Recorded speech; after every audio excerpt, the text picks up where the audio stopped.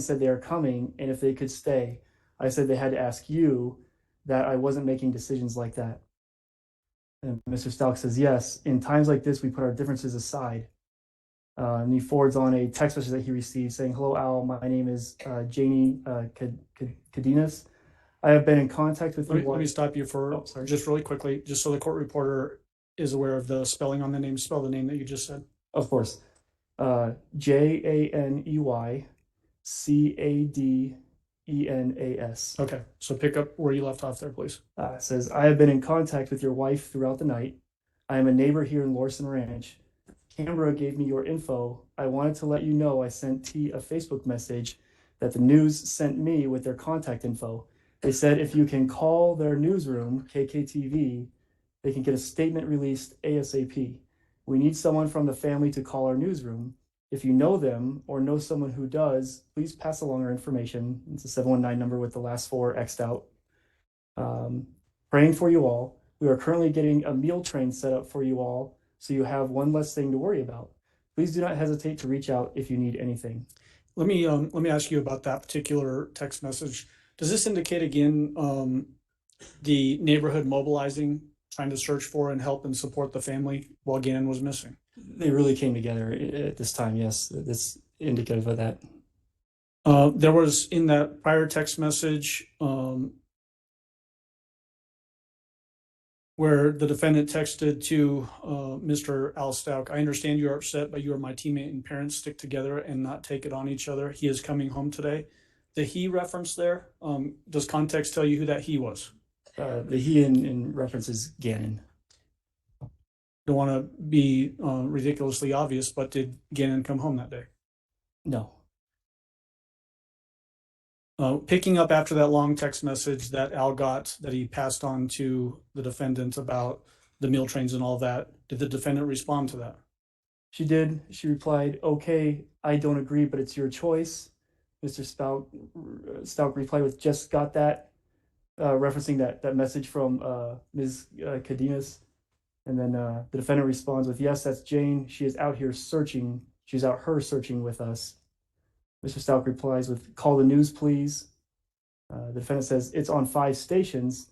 Please don't change your plan because I want you guys to be able to be together, but I'm probably going to stay somewhere else, Z. So let me break in there for just a moment. What is this in reference to when talking about staying somewhere else and doesn't want to break up the plans? Landon is coming out to help look for Gannon. And is this in reference to Landon potentially staying at the 6627 Mandan Drive house, the Stauch residence? That was the plan, yes. And the defendant is indicating that she's going to stay somewhere else while Landon is in town. That's what that means, yes. Okay. So jumping in after that, did Mr. Stauch respond to that? He did. He said, then do that. And the defendant says, okay, I don't want anyone here cursing and flipping out. Thank you, Z. Well, I'm heading out to the searches. Mr. Stauch says, okay. The defendant says, can you call me? And Mr. Stauch says, in a minute. And then the defendant says, well, somebody saw him, but I guess you are too busy talking to someone else instead.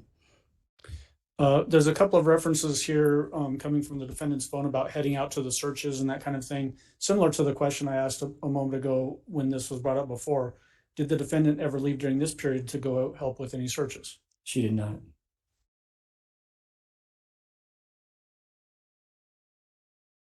Jumping to the next period of the timeline, there's an entry for 6:57 a.m., 6:58 a.m., and 6:59 a.m.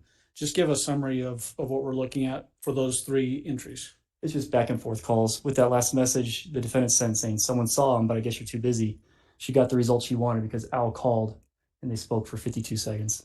And the fact that those 3 phone calls happened, is that reflected in the table of the cast reports just above that? It is. And does that indicate general vicinity of the phone while it's being used? It does. And where was that? Still in the area of the Mandan residence. Okay. Moving on to People's Exhibit 697, page 204.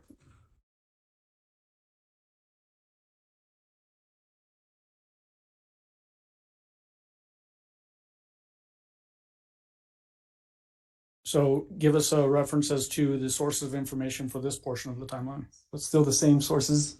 We have the download from Mr. Stauch's phone, the download from the defendant's phone, the download from Harley's phone, and the FBI cash report, the download from Gannon's phone, and the blue line that extends across this time period, indicating Gannon is still missing. Okay. And then the date and time frame for this particular portion of the timeline? We're still on Tuesday, January 28th of 2020. And this section, page 2, looks from 6:59 a.m. to 1 p.m. All right. So starting with that first timed entry, 6:59 a.m. to 7:15 a.m. What is that? So you recall the last page ended with a phone call between the two, between the defendant and Mr. Stauch. And then this message immediately following saying, "OMG, what happened to Albert?" From the defendant. Mr. Stauch replies with, "I'm trying not to lose it in the airport." The defendant says, "Please don't push me about the location. I don't understand things if you don't communicate."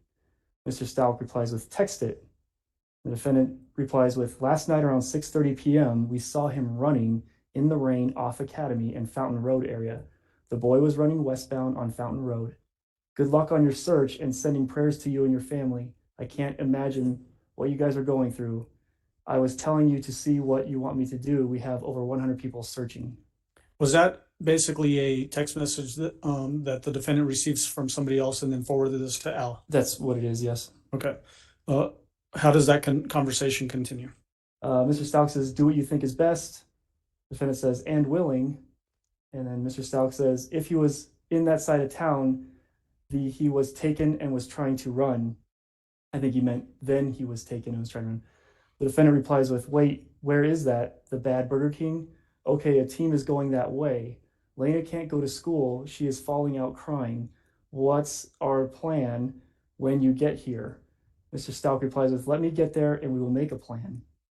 The defendant says, "Okay, Landon said she is going to whatever neighborhood that he was seen last night and knocking. How did Jane contact you? Everyone said she is trying to get me, but I haven't gotten anything." Mr. Stauch says, "Text, that one I sent." The defendant says, "Okay, neighbors were asking me."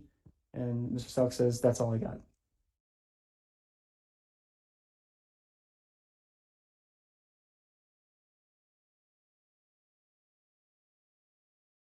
And then there's a cast report page just above a big chunk of time from 6:59 a.m. to 7:56 a.m. What is that in reference to? That's in reference to the defendant's phone and Gannon's phone, and they haven't left the Lorson Ranch area. So the area where the 6627 Mandan Drive residence is? They're still at or near their home at this time, yes. Okay. The next entry is at 7:02 a.m. What is that? During this text string between the defendant and Mr. Stauch, Gannon's phone makes an outgoing call for 6 minutes and 49 seconds to Landon. Again, this is during the time that Gannon is missing. Based on who was at the home, who was using the phone at this time? It was the defendant. 7:17 a.m. What's that entry?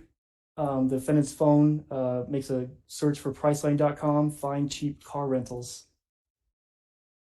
Is it on this day, January 28th, later on, where the defendant actually rented that white Kia Rio? She did, yes. At 7:25 a.m., what's the next entry?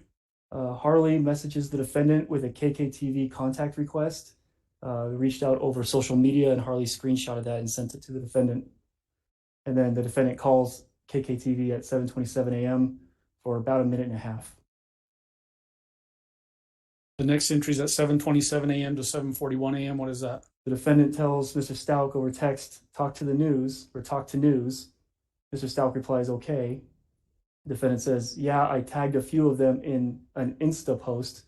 She's referencing Instagram, which is another social media platform.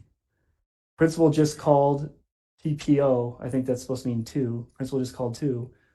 "Do you have the case number? I can't find the card and the news needs it." And then Mr. Stauch replies with Deputy Sean Donahue, El Paso County Sheriff's Office, with a phone number and the case number.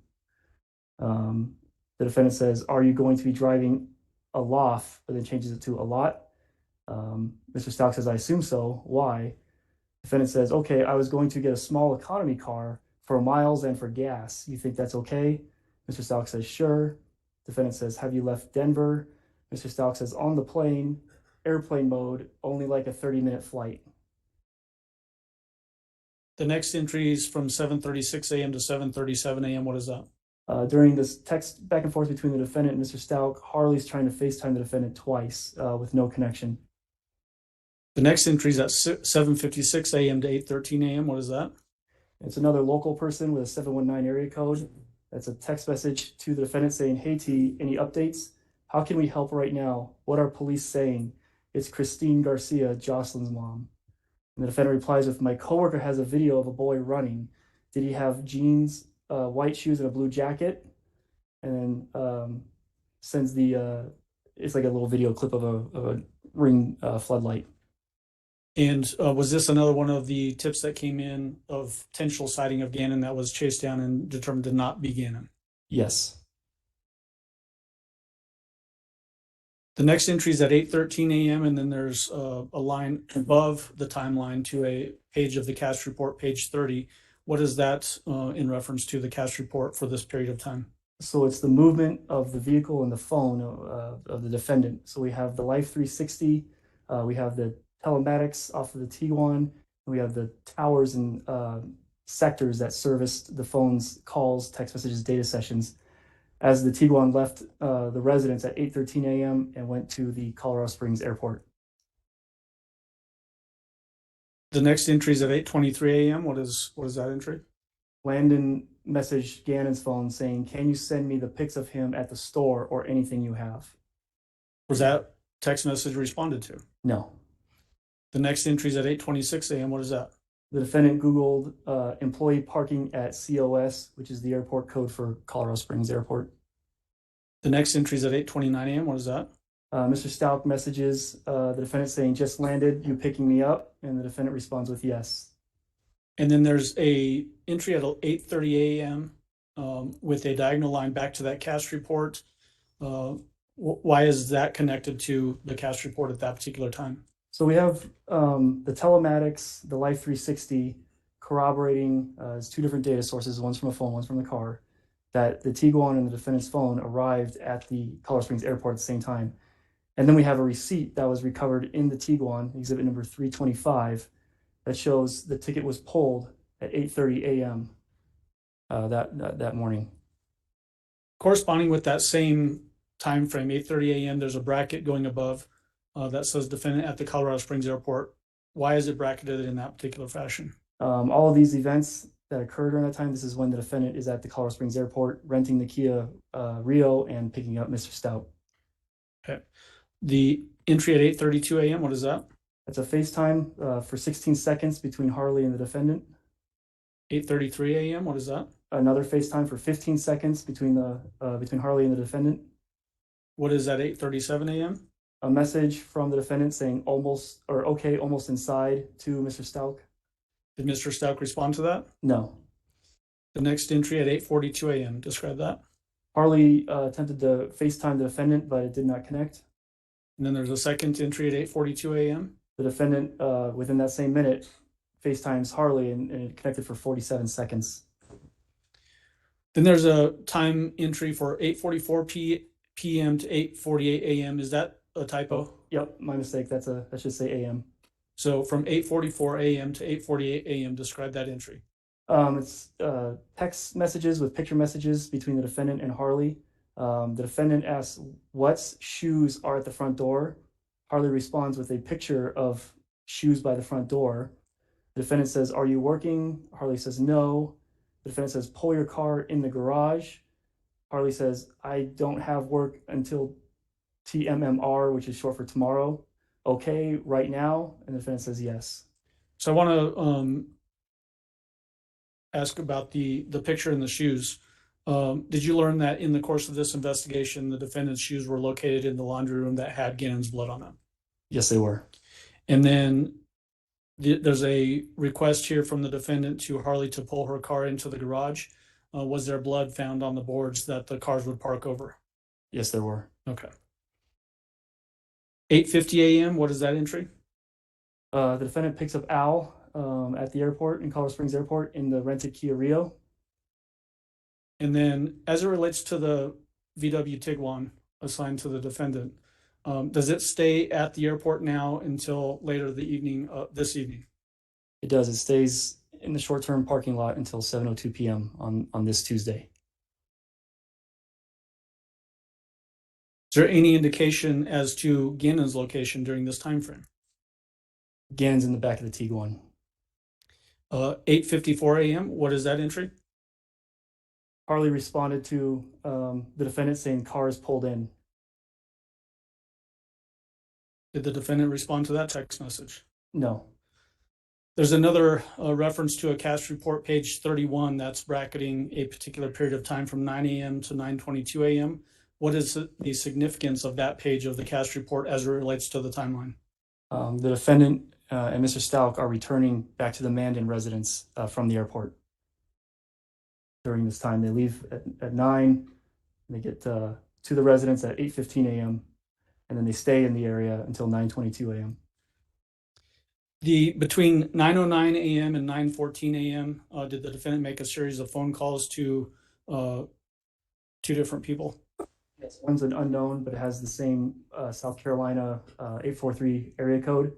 He spoke for 3 minutes and 30 seconds, and then 2 calls to the defendant's mom at 9:13, 9:14.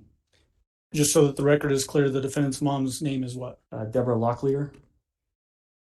At 9:15 a.m., is that what you just referred to, that defendant and Mr. Stauch returned to the 6627 Mandan Drive driving that white Kia Rio? That's correct. Tell the jury about 9:19 a.m. and 9:22 a.m. 9:19 a.m., KKTV News calls the defendant, but the call is sent to voicemail. And then at 9:22 a.m., the El Paso County Sheriff's Office calls the defendant and connects for 6 minutes and 26 seconds. The next entry is at 10:10 a.m. What is that? This is a group message outbound that Harley sent to a whole lot of her friends and associates saying, "Hey guys, my little brother is missing. So if you could keep an eye out. We haven't seen him since 4 p.m. yesterday. He could be anywhere now because we know he's been traveling in a vehicle. He's only 11. I'll keep you guys updated. So if you guys could just keep an eye out, thank you." The next entry is at 11 a.m. and there's a bracketed portion above that goes to CAS report page 32 and goes to 11:30 a.m. What's the significance of the CAS report as it relates to this portion of the timeline? It's more movement of the Live 360 off of the defendant's phone, the house, and just the phone's moving around Lorson Ranch now. Okay. And then the entry for 11 a.m., what is that? The El Paso County Sheriff's Office does a social media release with the first bulletin of Gannon missing. Is that essentially the same bulletin that the authorities in the Pensacola area used to give a tentative identification of Gannon when they discovered his remains? This is the one, yes. 11:03 a.m., what is that entry?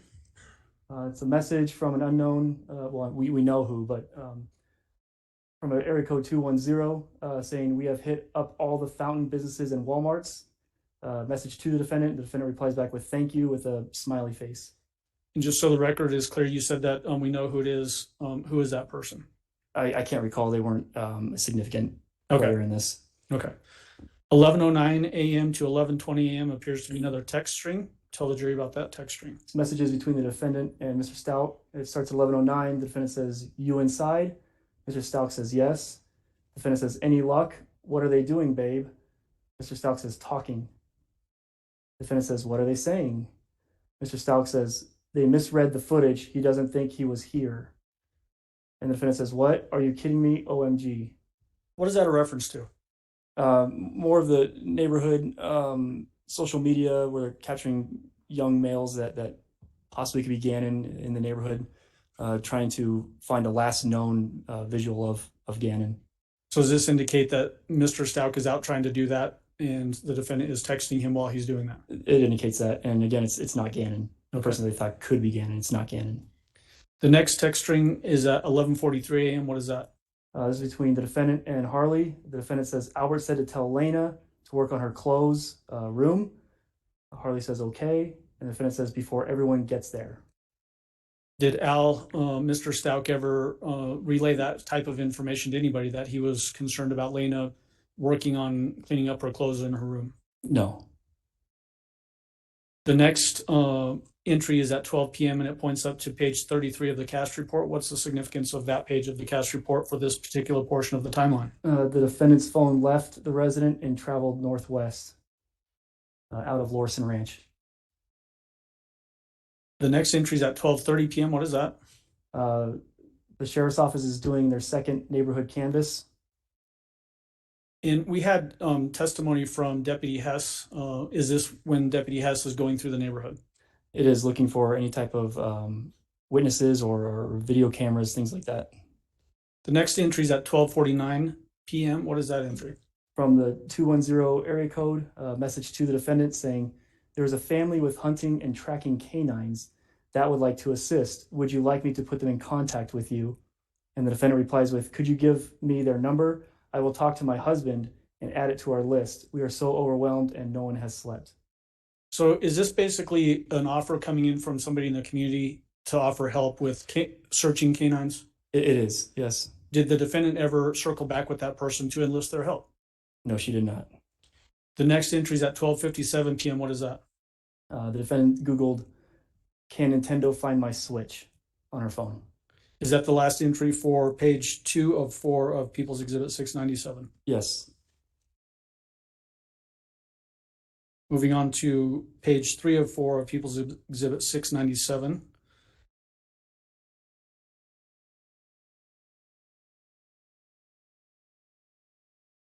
What are the sources of information for page 3 of 4 of People's Exhibit 697? We have Al's, Mr. Stauch's cell phone download, the defendant's cell phone download, Harley's cell phone download, the FBI cast report, and Gannon's phone is not on this timeline anymore. And then does the blue line indicating Gannon is missing extend for the duration of this particular portion of the timeline? It does. Gannon is still missing. What is the time brackets for this particular page 3 of 4 of People's Exhibit 697? We're still on Tuesday, January 28th, and we're looking from 1 p.m. to 7 p.m. now. At 1:03 p.m., there's an entry that points up to cast page 33, cast report page 33. And that brackets all the way to 2:23 p.m. What is the significance of that portion of the bracketing? It's just showing that the phone left the residence, kind of traveled around in security wildfield area, and then came back just south west of the residence. And when you say the phone, which phone are you talking about? Oh, I'm sorry, the defendant's phone.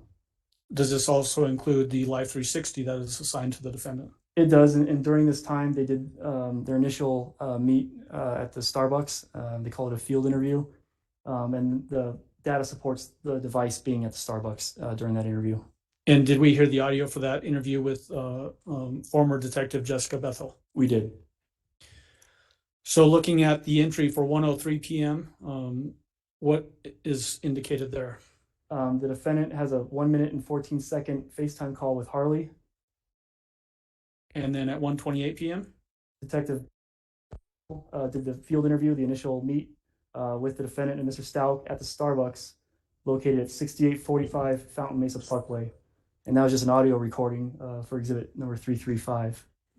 The next entry is at 1:40 p.m. What is that? Deborah Locklear, the defendant's mom, sent an email from her work. I blocked out the company for privacy. It was an email that you can text a phone, and the message read, "Do you think he ran away?" This message was read at 2:56 p.m. and responded, "No," by the defendant. And as it relates to, you just mentioned that you blocked out the totality of the email address except for the @ and then the .com, and then you've had X's for some of the phone numbers. In some of the prior testimony during this case, have some phone numbers been talked about in testimony? Yes, they have. And have those phone numbers then started receiving a lot of calls from random people all over the place? They have, to where I know for one, they had to change their number shortly after getting off the stand. And is that why these are blocked out for privacy purposes? Yes. Okay. 2:16 p.m. What is that entry? It's an outgoing multimedia message, so a text message that contains a picture in it of a young man wearing a blue coat. It's picture number 6133 taken from the defendant's phone, and this was forwarded to Sergeant Hess with the El Paso County Sheriff's Office. Is this another tip that was run down and determined to not be Gannon? Correct. We positively identified who this young male was, and it was not Gannon. Okay. The next entry is at 2:23 p.m. What is that? It's a message from Harley to the defendant saying WYD, which is short for "What are you doing?" And then attached a picture of one of their dogs and sent it to the defendant. Did the defendant respond to that? No. The next entry above the timeline is from 3:06 p.m. to 4:51 p.m. and it points to cast report page 34. What's the significance of that page of the report for this period of time on the timeline? The defendant is not at home. She's driving. She goes by the airport and continues north on Powers. And when you say that the defendant is not at home, is that because her phone and the Live 360 is showing her being away from home? That's correct. We have the Life 360 and the towers and sectors corroborating when and where the device is at. Okay. The next entry on the timeline at 4:03 p.m. is what? Mr. Stauch requesting the address to the El Paso County Sheriff's Office from the defendant. He says, send address, and she replies with 27 East Vermajo Avenue, Cross 4 Courthouse, OTS, which is short for the Office of the Sheriff. And is that the actual address for the sheriff's office? It is. The next entry is at 4:04 p.m. and stretches through 4:17 p.m. What is that? It's a series of messages. 404 to 417 is between the defendant and Detective Jess Bethel, well, I guess former Detective Jess Bethel. The defendant starts with, we have a question. Detective Bethel says, okay. Defendant says, want us to look rag or band-aids from our burns from the candle. It may also have DNA to go with the toothbrush. It may be in the trash downstairs. And she corrects herself and says, look for. And says, did not want to gross you out. And Detective Bethel says, a brush or toothbrush should be sufficient for right now, but if it's readily available, bring it. No need if you have to search for it right now. And the defendant replies with, okay, no problem. What time do you leave? The next entry is at 4:25 p.m. Describe that. There's an outgoing call from the defendant to Mr. Stauch for 1 minute and 41 seconds. The next is from 4:26 p.m. to 4:38 p.m. What is that? This is between messages between Harley and the defendant. It starts with Harley saying, where did you go? The defendant says, I will text you in 10 minutes or so. Harley says, huh? Where's Lena? NVM, which stands for never mind. She's here. The defendant says, she was on her bed. Don't open for anyone. Harley says, okay, where are you going? And the defendant says, I said I would text you in 10 minutes. Harley sends a question mark. The defendant says, something isn't right. I think they are hiding something. Harley says, who? The police? And the defendant says, they asked for toothbrushes. Yes. And Harley says, HMM. What do you think they're hiding? Question mark. As it relates to the reference to the defendant that somebody's hiding something, who during this period of time was actually hiding something? The defendant was hiding Gannon. 4:40 p.m. What's that next entry? 4:40 p.m. Al goes to the Office of the Sheriff and does his first interview. And that's where he brought Gannon's toothbrush and Gannon's comb. The next entry is at 4:41 p.m. What is that? So at this time, with the cast report above, we know that the defendant's not home. Harley doesn't know where the defendant is.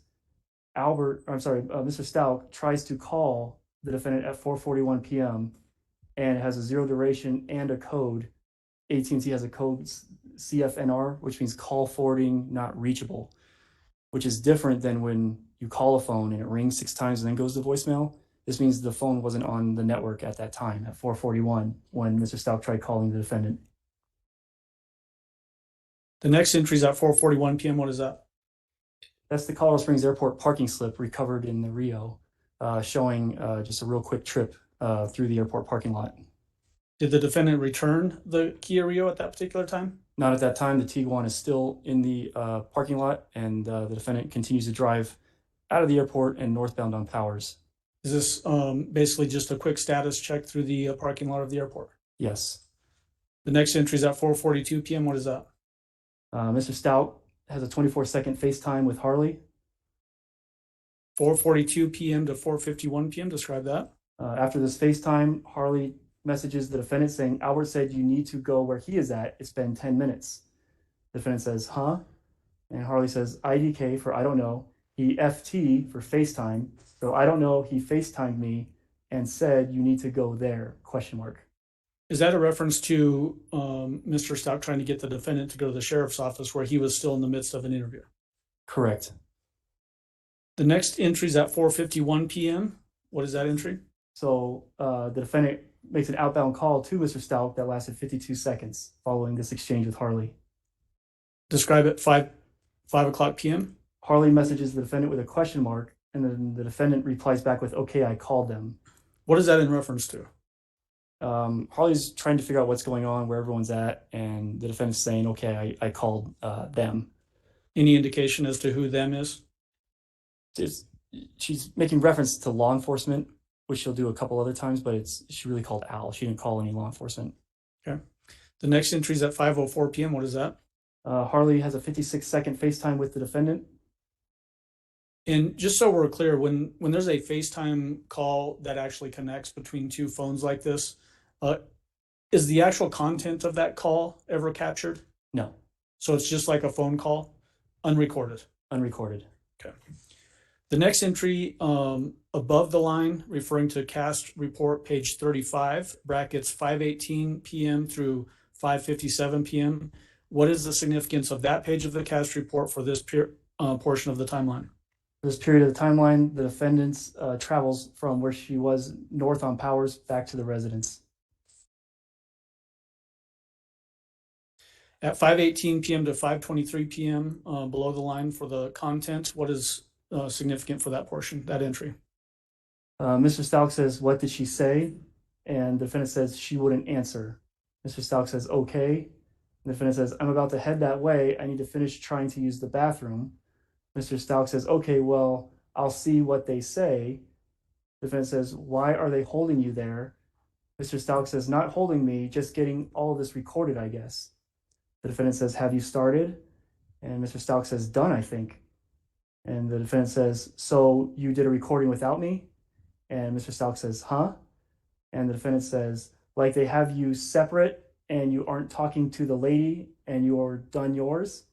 And Mr. Stauch says, when you get here, I will sit in with you. And the defendant says, you need to ask for attorney. This doesn't make any sense. You should already be finished with your recording. They have lied and treated us like crap. Is this in reference to the defendant not being happy with Mr. Stauch sitting through an interview with the sheriff's office? Yes. At 5:22 p.m. to 5:28 p.m., what is that entry? The message between the defendant and Harley. The defendant says, I'm talking to him to go. Harley replies with, huh, question mark. The defendant says, Albert. Harley says, to go where? The defendant says, they said I have to go back to the place. They are treating us crappy. Who is there with you? Harley says, just me and Lena, question mark. The defendant says, who was at the ring earlier? Harley says, nobody was at the ring. And the defendant says, what did Albert say to you? Harley says, to tell you to come there. And the defendant says, I told him this is nonsense to come there again. Is this again referring to Mr. Stauch being at the sheriff's office being interviewed? It is. The next entry is at 5:36 p.m. What is that? Harley attempts to FaceTime the defendant, but it doesn't connect. And then 5:37 p.m. The defendant attempts to FaceTime Harley, but it doesn't connect. And then 5:37 p.m. Mr. Stauch tries to call the defendant, but it doesn't connect. So he replies with a text message saying, hey, call, which the defendant does do. And they connected for 12 minutes and 28 seconds. At 5:38 p.m., did Harley try to do a FaceTime call that did not connect? She did, and that's because the defendant and Al were on a phone call. Okay. At 5:45 p.m., what is that? It's a message from Harley to the defendant saying someone is here with pizza. The defendant says, it's pizza. Harley asks, do I open? And the defendant says, yes. Is that essentially Harley Hunt asking for permission to open the door to accept a pizza delivery? Yes, she was instructed earlier not to open the door for anyone. 5:52 p.m., what is that entry? The defendant makes a FaceTime for 3 minutes and 34 seconds to Harley. And then the next entry above the line references from 6 p.m. through 6:56 p.m. and points to cast report. So the FBI report, page 36. What is the significance of that page of the cast report for this bracketed period of time? So at the beginning bracket of this time, the defendant is at the residence. And then at the end of the bracket of time, the defendant has made her way back to the airport in the Kia Rio. All right, so let's dig into this portion. 6 p.m., what is that entry? The Special Victims Unit of the Sheriff's Office called the defendant for 34 minutes and 57 seconds. Describe the entry for 6:12 to 6:15 p.m. So while the defendant is speaking with the SVU, a series of messages happen between the defendant and Harley and the defendant and Al. So the first starts at 6:12 p.m. and the defendant says, "What's going on there?" And Harley says, "Albert came and left. Well, is back now." And during this particular time, you've mentioned that the defendant is not at the house, the 6627 Mandan Drive. She's hanging out down south, and then she goes home and then goes to the airport. The people that are actually at the house during this particular portion of time are who? For the most part, it's just Harley and Lena, and then Al pops in real quick and then leaves again. Okay. At 6:15 p.m. to 6:22 p.m., what is that entry? The defendant messages Mr. Stauch saying, "Where are you?" Mr. Stauch replies, "Home." The defendant says, "What question did they ask you?" Question mark, question mark. Is she trying to gather information here as to what was asked at the sheriff's office to Al by the deputies? She has. She's asked this a couple of times at this point because she doesn't know what's being discussed. 6:24 p.m., what is that entry? It's a message from the defendant to Harley saying, "What's Albert Dullman?" and then corrects herself by saying, "Doing." "They are asking me dumb questions." Harley responds with, "Talking to the news because they're here." 6:25 p.m., what is that entry? Mr. Stauch says, "Same ones," to the defendant, and then the defendant says, "Same ones how?" 6:31 p.m. to 6:34 p.m., what is that entry? The defendant messages Harley saying, "Is he still with the news?" Harley says they're about to leave. The defendant says, "Anyone else there?" Harley says they're leaving. The defendant says, "Just you, Albert, and Lena?" Harley says, "Just me and Lena, IDK for I don't know. If they need people, are still packing stuff into the cars, but only me and Lena inside." The defendant responds with, "Packing what?" Harley says, "Like the camera equipment." The defendant says, "Where is Albert though?" And Harley says, "He left to go look again." 6:35 p.m., what is that entry? The defendant messages Albert after trying to call and no answer. So the defendant messages Mr. Stauch saying, "I need to talk to you. And why is Lena still with Harley? Hello, this is important." And Al's not responding. And then at 6:37 and 6:38 p.m., two more outbound calls from the defendant to Mr. Stauch, no answer. All right. And then 6:39 p.m. to 6:48 p.m. The defendant messages Mr. Stauch with three more phone calls that went unanswered. And the defendant says, "You are supposed to be my teammate and we need to talk. And where are you? I don't know what's going on with you, but Harley is going to need to leave. And she said you came out and left. Albert, they were asked bad stuff about you. That's why O said a lawyer. Where are you? Did you do those things?" What is that in reference to? She's alluding to Al that she's talking with someone that's asking bad stuff about you. She's not with law enforcement at this time. She's trying to make it sound like she's meeting with people to try to find Gannon. Okay. And then the next entry at 6:56 p.m., what is that? An outgoing call from the defendant to Harley for 3 minutes and 38 seconds. And then the very last entry, what is that? So at this time, if you go up to the cast, she's been making her way up to the airport at this time. The Kia Rio was not returned properly at the rental car return. It was found the next day in short-term parking. And so this is the point where her phone is going up to the airport and she leaves the Rio in the short-term parking lot. How does she leave the airport? In the Tiguan. So this is essentially when she goes up there to retrieve the Tiguan that contains Gannon's remains. Yes. Is that the last entry on People's 697, page 304? It is. All right, moving on to page 404 of People's Exhibit 697.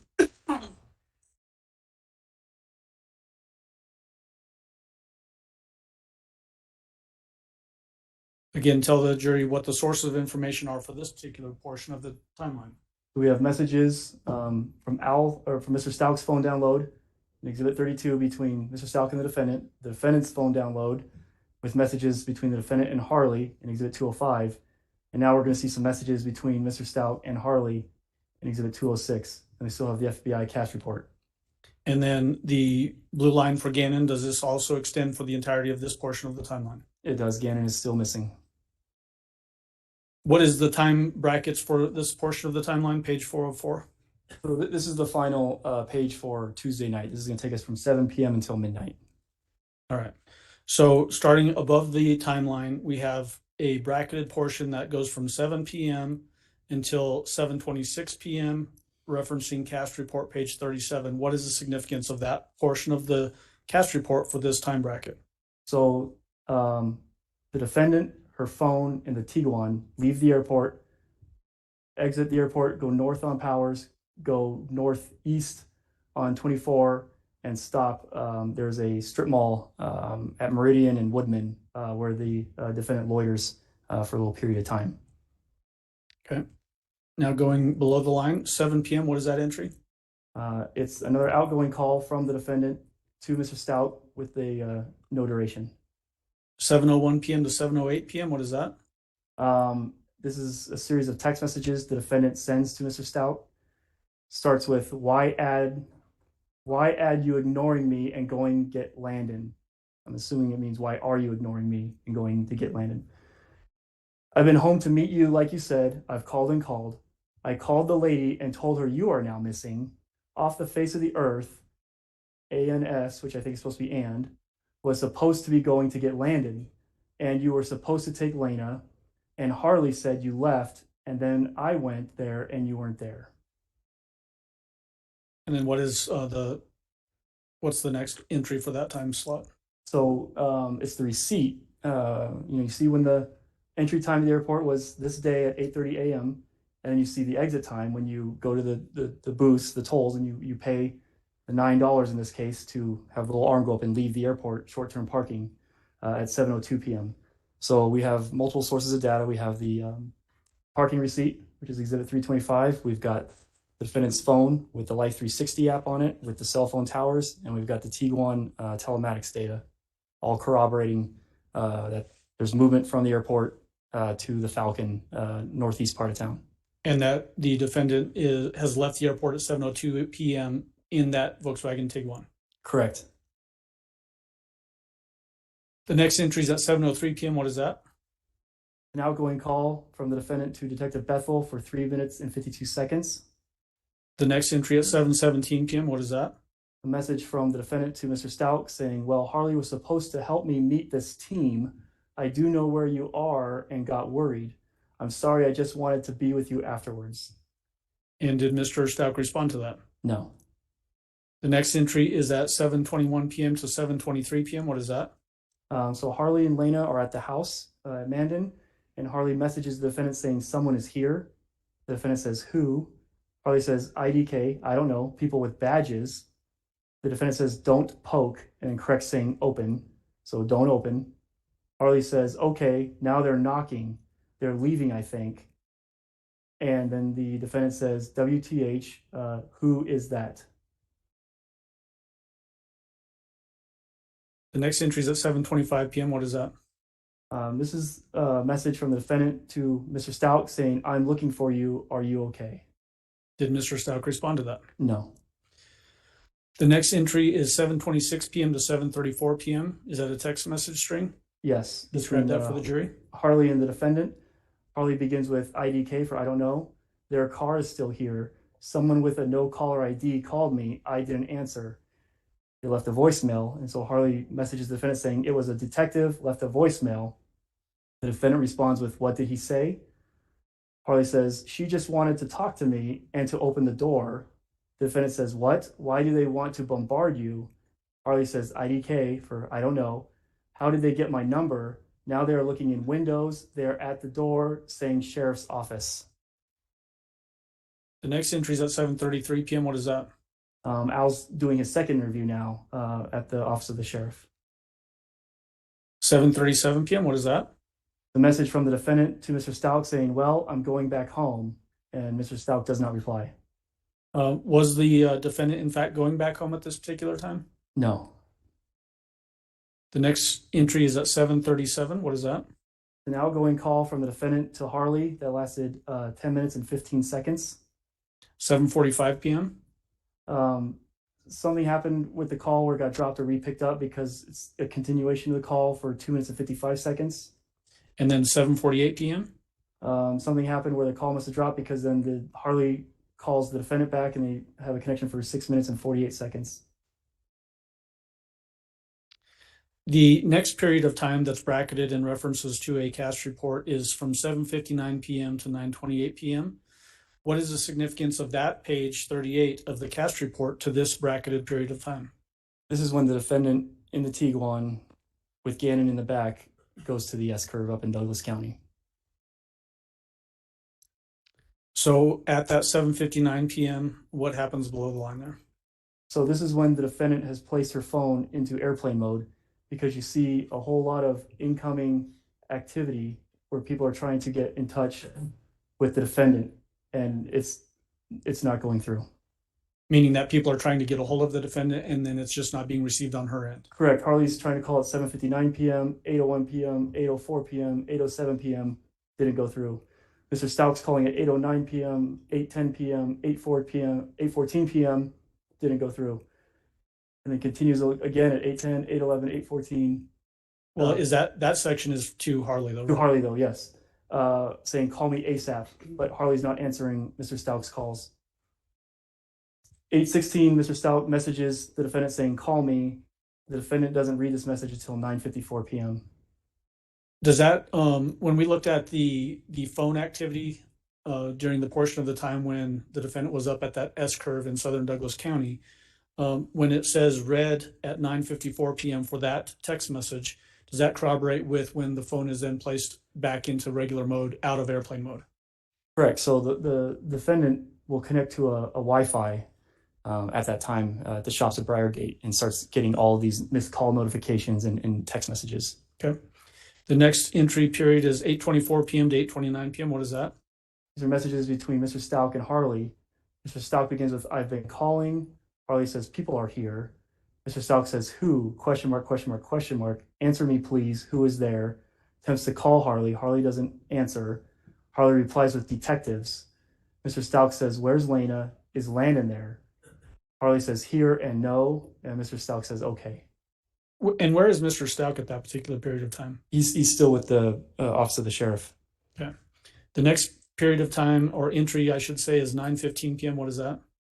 This is an outgoing call from Landon to the defendant. But again, the defendant doesn't have any cellular connectivity right now, so there's no answer. 9:22 p.m. What is that?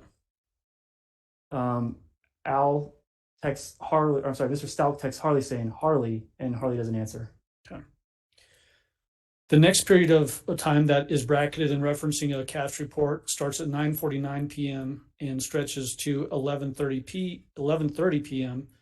and references to cast report page 39. What is that page of the cast report? Why is it important for this period of time? This is when the defendant, we know through the Tiguan data, has left the S-curve and has made her way back down to the shops at Briargate, located at Briargate and I-25. And the phone loiters in that area connected to a Wi-Fi at the Starbucks. Okay, let's get into this particular portion now. So at 9:51 p.m., what is that entry? The phone briefly connects to the Hilton, which is across the street from the Starbucks, located at 1810 Briargate. It just briefly connects, but then the car goes across the street to where there's a Starbucks, one of the first businesses as you enter the shops at Briargate, located at 1605 Briargate Parkway. And that's where the defendant phone connects and stays connected, I think for the next 45 to an hour, where again, there's a series of calls and messages made. 9:55 p.m., what is that entry? It's a 6 minute and 33 second FaceTime from the defendant to Harley. When a phone is in potentially in airplane mode but is connected to a Wi-Fi, will a FaceTime call like this work? Yes. So you're not on the AT&T network anymore because they're AT&T customers. You can put in airplane mode and you're off cellular. So you won't have a data connection. You won't be able to make calls or text messages over the AT&T network. But since you have connectivity through the public Wi-Fi at the Starbucks, you can make calls and send messages and surf the internet. What's the entry at 10:02 p.m.? The defendant uses her phone to search colorado.gov CBI Amber Alert and looks at current active Colorado Amber Alerts. 10:03 p.m. to 10:04 p.m. What is that? It's the messages between Harley and the defendant. Harley begins with, "As soon as I opened the garage, they stopped me. They were hiding out." The defendant says, "Wow." Harley says, "Yeah, but I think I'm allowed to leave." The defendant says, "Why wouldn't you be allowed to leave?" Harley says, "IDK for I don't know." The defendant says, "I want my dogs and you." And then Harley says, "At first they wouldn't until Lena got here." And then the defendant says, "Until Lena, question mark." And then Harley says, "Until people took Lena." The defendant says, "Who took Lena?" Harley says, "Detectives."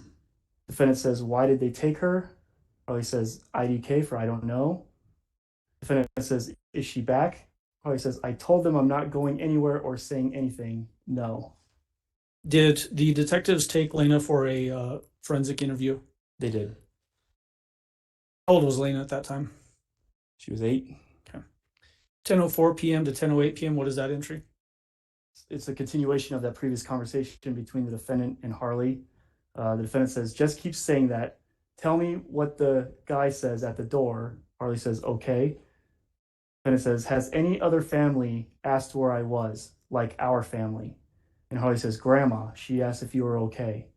The defendant says, "Does she know they set me up?" Harley says, "No." The defendant says, "Is it on the news? They are wanting to talk to me. Have to get an attorney fast. You there?" Harley says, "IDK for I don't know." The defendant says, "What's the guy saying?" Harley says, "Nothing, just taking pictures." The defendant says, "Of what?" Harley says, "The entire house." The defendant says, "What's Landon been doing?" Harley says, "She's not here." The defendant says, "Trying to get back with Albert." What is that a reference to? She's insecure in the relationship, and she thinks that Albert and Landon are going to hook up while she's in town. And this is during the period of time when Gannon is missing. Gannon's still missing. 10:11 p.m. to 10:12 p.m. What is that entry? A continuation of the previous conversation between the defendant and Harley. Starts with the defendant saying, "Who is there?" Harley says, "Just me." Then it says, "I've been set up. So just you and Albert?" Harley says, "No, just me." Defendant says, "Where did Albert go?" Harley says, "And dogs. He hasn't been here." Defendant says, "Why is there a detective there with you, an underage minor?" Harley says, "IDK for I don't know, but I'm asking if I can leave." Defendant says, "Tell them you are uncomfortable with these men." Harley says, "Okay." And defendant says, "If you need to call 911 and tell them they are making you stay there." Where was Alsfield during this period of time? He's still at the office of the sheriff. 10:16 p.m. is the next entry. What is that? The message from the defendant to Al, and it says, "Why? Tell them one of their own, tell them one of their own met me and told me what was going on and how you turned on me. I can't believe you. I'm not stupid. They said for you to say that. It will come out I'm being set up. I knew you were lying the whole time this afternoon. It has already been leaked to me. Makes me thankful there are crooked people in the blues who is working just as hard pushing back secretively." Did Mr. Stauch respond to that? No. Is there any context to that particular text?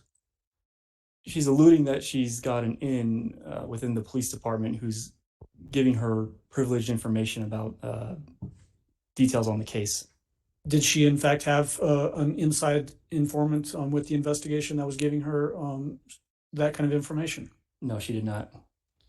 10:17 p.m. to 10:20 p.m. is the next entry. What is that? 2 messages sent to Harley from the defendant saying, "Hello, I don't like you there.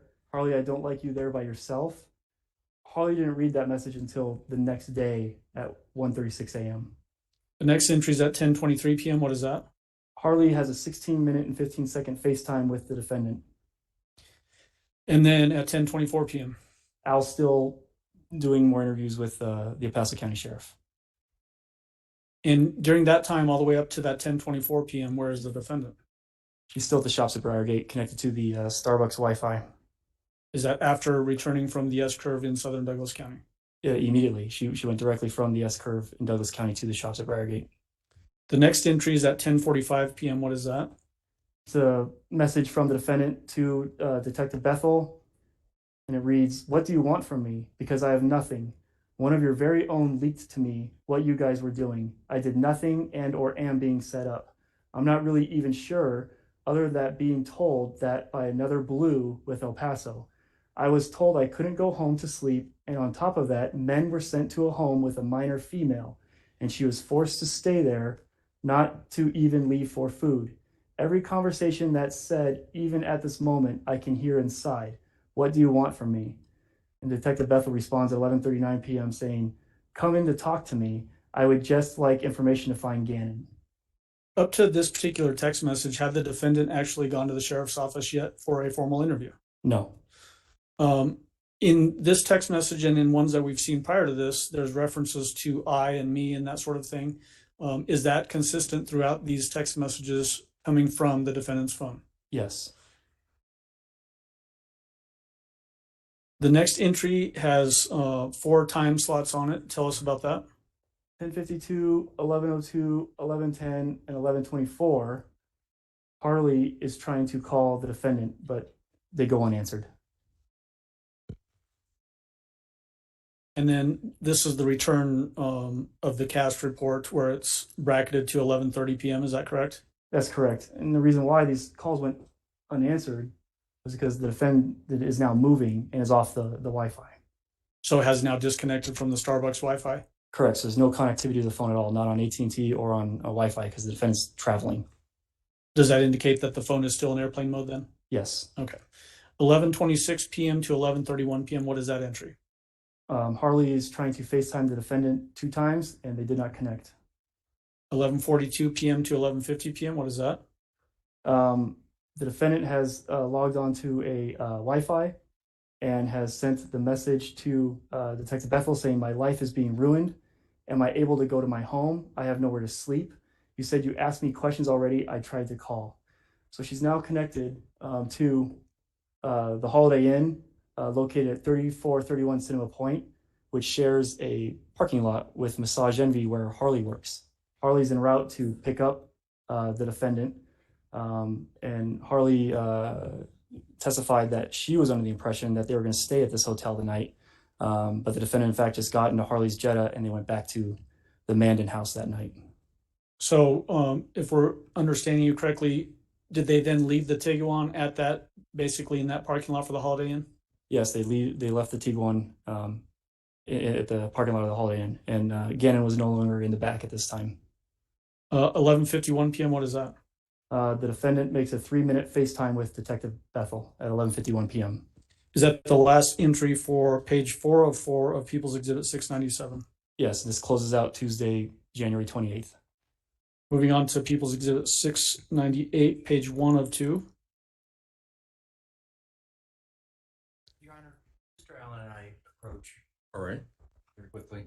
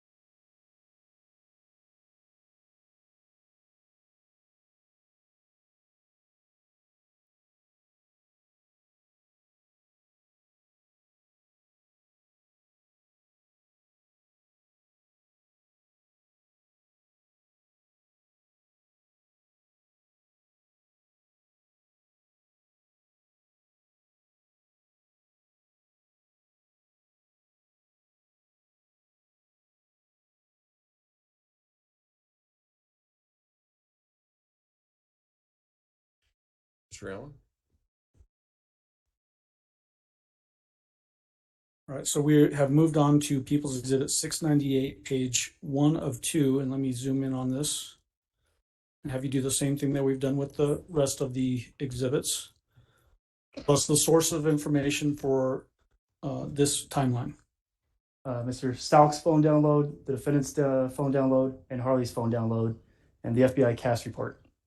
For the period of time that is referenced on People's Exhibit 698, page 1 of 2, does the blue line indicating Gannon is missing extend for the entirety of this portion of the timeline? It does. Gannon is still missing. Starting at the beginning of this timeline, tell the jury what date and time we're focusing on for page 1 of 2 of People's 698. So the phone is still connected to the Wi-Fi at the Holiday Inn. We hit midnight, so now it's January 29th, Wednesday. And this timeline is going to cover the periods from midnight to 11 a.m. on Wednesday morning. Okay. The next entry is at midnight through 12:22 a.m. Tell us what we're seeing there. The messages between the defendant and Mr. Stauch. And it starts with the defendant right at midnight saying, "Are you able to talk now? Harley would like to get all her things because she has to work and start school and she has nowhere to go. And she was left there with men. I tried to talk to you forever tonight and you ignored me. You have all this wrong. You told some dude what I was driving for what? I have talked to everyone. You left her with Lena there and then wouldn't even tell her anything. Wouldn't talk to me. I thought something was wrong. Now you bring your ex to our home and refuse to talk to me. This is all wrong and you have this wrong. I have paid for my share of things at my home. This is stupid." Mr. Stauch responds with, So let me break in there and just ask you, let's unpack that text message because it's a little bit long. There was a text message earlier in one of the exhibits of this timeline where there was a reference by the defendant to Landon coming into town. Do you remember that? I do. Was it a surprise to anybody that Landon was coming into town after Gannon was reported missing? No.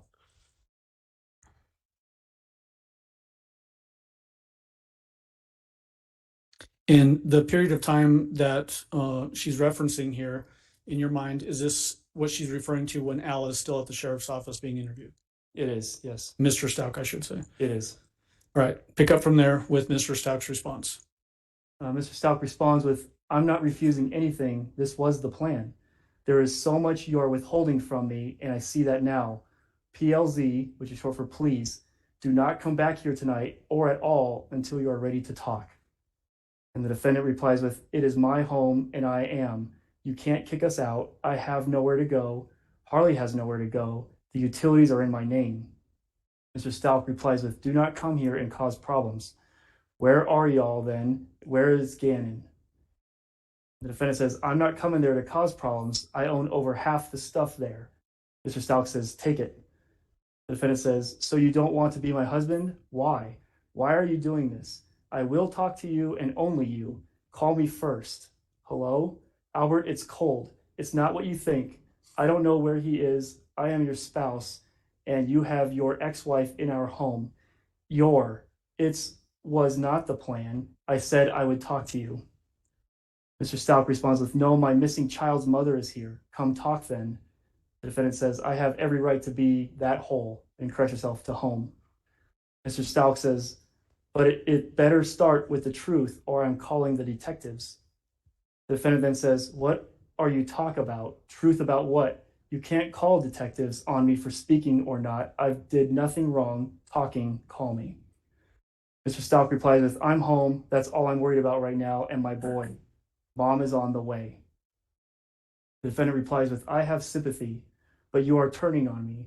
And the other guy who told me what they said to you, I want to sleep in my bed with my dog, and Harley wants to sleep in her bed. It's my home. There is no law that prevents me from sleeping in my home." Mr. Stauch says, "Yep." And the defendant says, "So can we sleep at our home? We are outside with our dogs with nothing, and this is Rudolph's ridiculous." That Rudolph's ridiculous, based on your understanding of phones, what do you indicate that to be? It's the autocorrect. She meant to say this is ridiculous, but it inserted Rudolph's twice. The next entry is at 12:50 a.m. to 12:52 a.m. What is that? It's a continuation. The defendant says hello, and Mr. Stauch says where. And the defendant says, where is everyone going to be? I want to sleep in our bed. Question mark, hello. Mr. Stauch says, I don't care. The defendant says, our dogs need to go out. You said to talk to you, and I asked, where is everyone going to be? I need to sleep.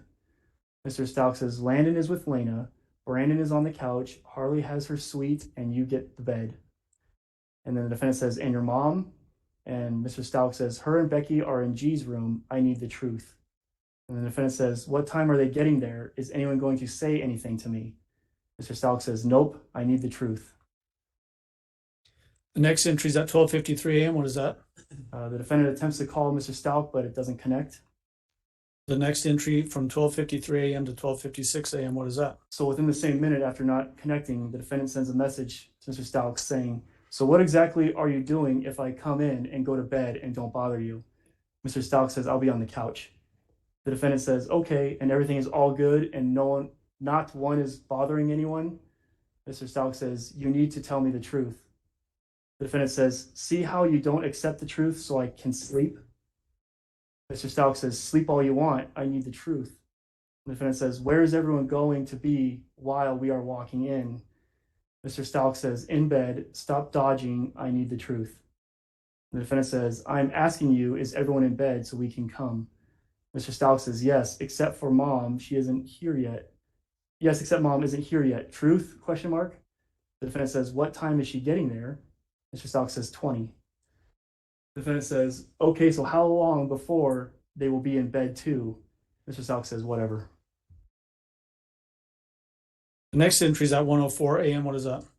The defendant's phone connects to the Kentucky Fried Chicken located at 2835 New Center Point, which is slightly south of the Massage Envy and the Hilton or the Holiday Inn.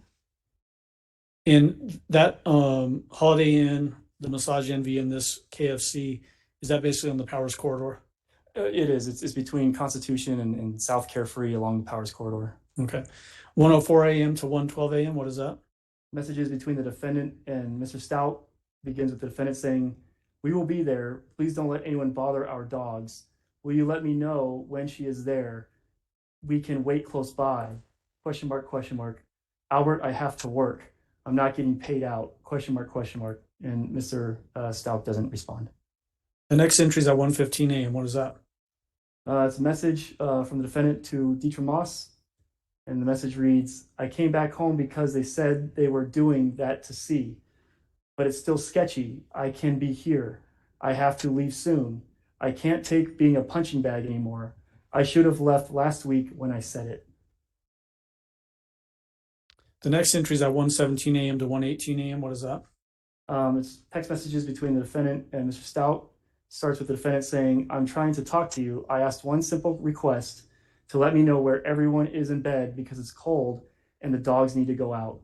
And Mr. Stauch doesn't respond. The next entry at 1:23 a.m. has a reference to cast report page 40 above the line. What is the significance of that?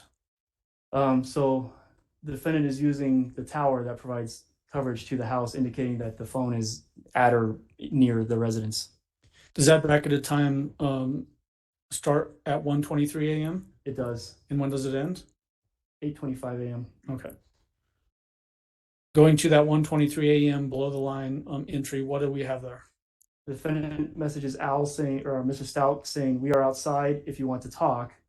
And then 2 phone calls were placed from the defendant to Mr. Stauch at 1:23 a.m., 1:25 a.m., and they did not connect. There's no answer. What's the next entry at 1:36 a.m. to 1:40 a.m.? So the defendant and Harley are now inside the residence. And the defendant is messaging Harley saying, is Chance okay? Harley says yes. The defendant says, they tore up my clothes and went crazy in here, threw stuff everywhere. Harley says, wow. The defendant says, your stuff, question mark? Harley says, it's fine. And the defendant says, and what did the downstairs look like? And Harley says, IDK for I don't know, it's dark.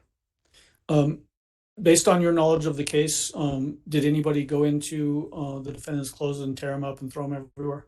They didn't tear them up and throw them everywhere. They photographed the scene. Okay. 1:42 a.m., what is that entry? Message from the defendant to Mr. Stauch saying, you felt the need to destroy my closet. Did Mr. Stauch respond to that? No. 1:46 a.m. What is that? Messages between Harley and the defendant. Harley starts by saying, "Should I lock my door?" The defendant says yes. Harley says okay. Is that fairly consistent throughout all of your review of these text messages, where Harley Hunt, the defendant's daughter, will ask permission before she does a specific thing, like open the door for the detectives or get pizza or locking her door? Yes. 1:50 a.m. What is that entry? A message between the defendant and Mr. Stout with a voicemail that was forwarded from the defendant's phone to Mr. Stauch's phone. And the text message says, "So this was on purpose, that I have a few voicemails with her talking crap about you working all the time and the kids not getting love." And was the voicemail itself relevant to the investigation? No. Who was the voicemail from? So earlier in the night when the defendant put her phone in airplane mode and was traveling to the S-curve, Landon attempted to call the defendant, and the phone didn't hang up in a open mic, essentially. There was a voicemail left where they were talking about some things. They being who? Landon, Mr. Stauch, and episode deputies. At 1:51 a.m. to 1:54 a.m. is the next entry. What is that? The messages between Harley and the defendant. Harley starts with saying, "You and Sadie can come sleep down here if you," I'm sorry, "You and Sadie can come sleep down here with me if you want." So let me break in there just so that the court reporter, for her benefit, Sadie, spell that name first of all. Sadie. And who is Sadie? Sadie's their second dog. Okay, so pick up from there. The defendant responds with, "I honestly don't want to walk around them. Sadie has to go out so bad. She is at the door begging." And does that basically just continue with discussions between the defendant and Harley about what they're doing in their separate rooms in the house? Yes. Anything more of relevance there? No. 2:08 a.m. to 2:54 a.m. What is that? This is a message from the defendant to Detective Bethel. At 2:08 a.m., it's a series of messages for essentially the next 40-ish minutes, ending at 2:54 a.m., and starts out with, "Can we talk soon? I appreciate all your hard work. I have information. Gannon was upset about the candle. I didn't know that he had cut himself with it because he had on a blue undershirt and the long sleeves, and he had a small burn area. I did too. When we came back inside from the smoke, there was blood on both of us. I didn't know what to do. I was scared I would get fussed out about it, and I didn't know if he should go to the doctor. I kept trying to add the candle thing, but Albert kept saying it was small and minor. I was scared the basement was smoky, and when I threw the covers on everything, we both had blood. You don't understand how hard it is to be a stepmom. I get judged for everything, and he was scared for being ground. So then the next day, this is where I need to talk to you." Okay, so let's unpack that first of all. The candle that was referenced in this, and as it relates to the burn, was that candle actually recovered from the trash can on the outside of the house? It was. Was any glass broken? No.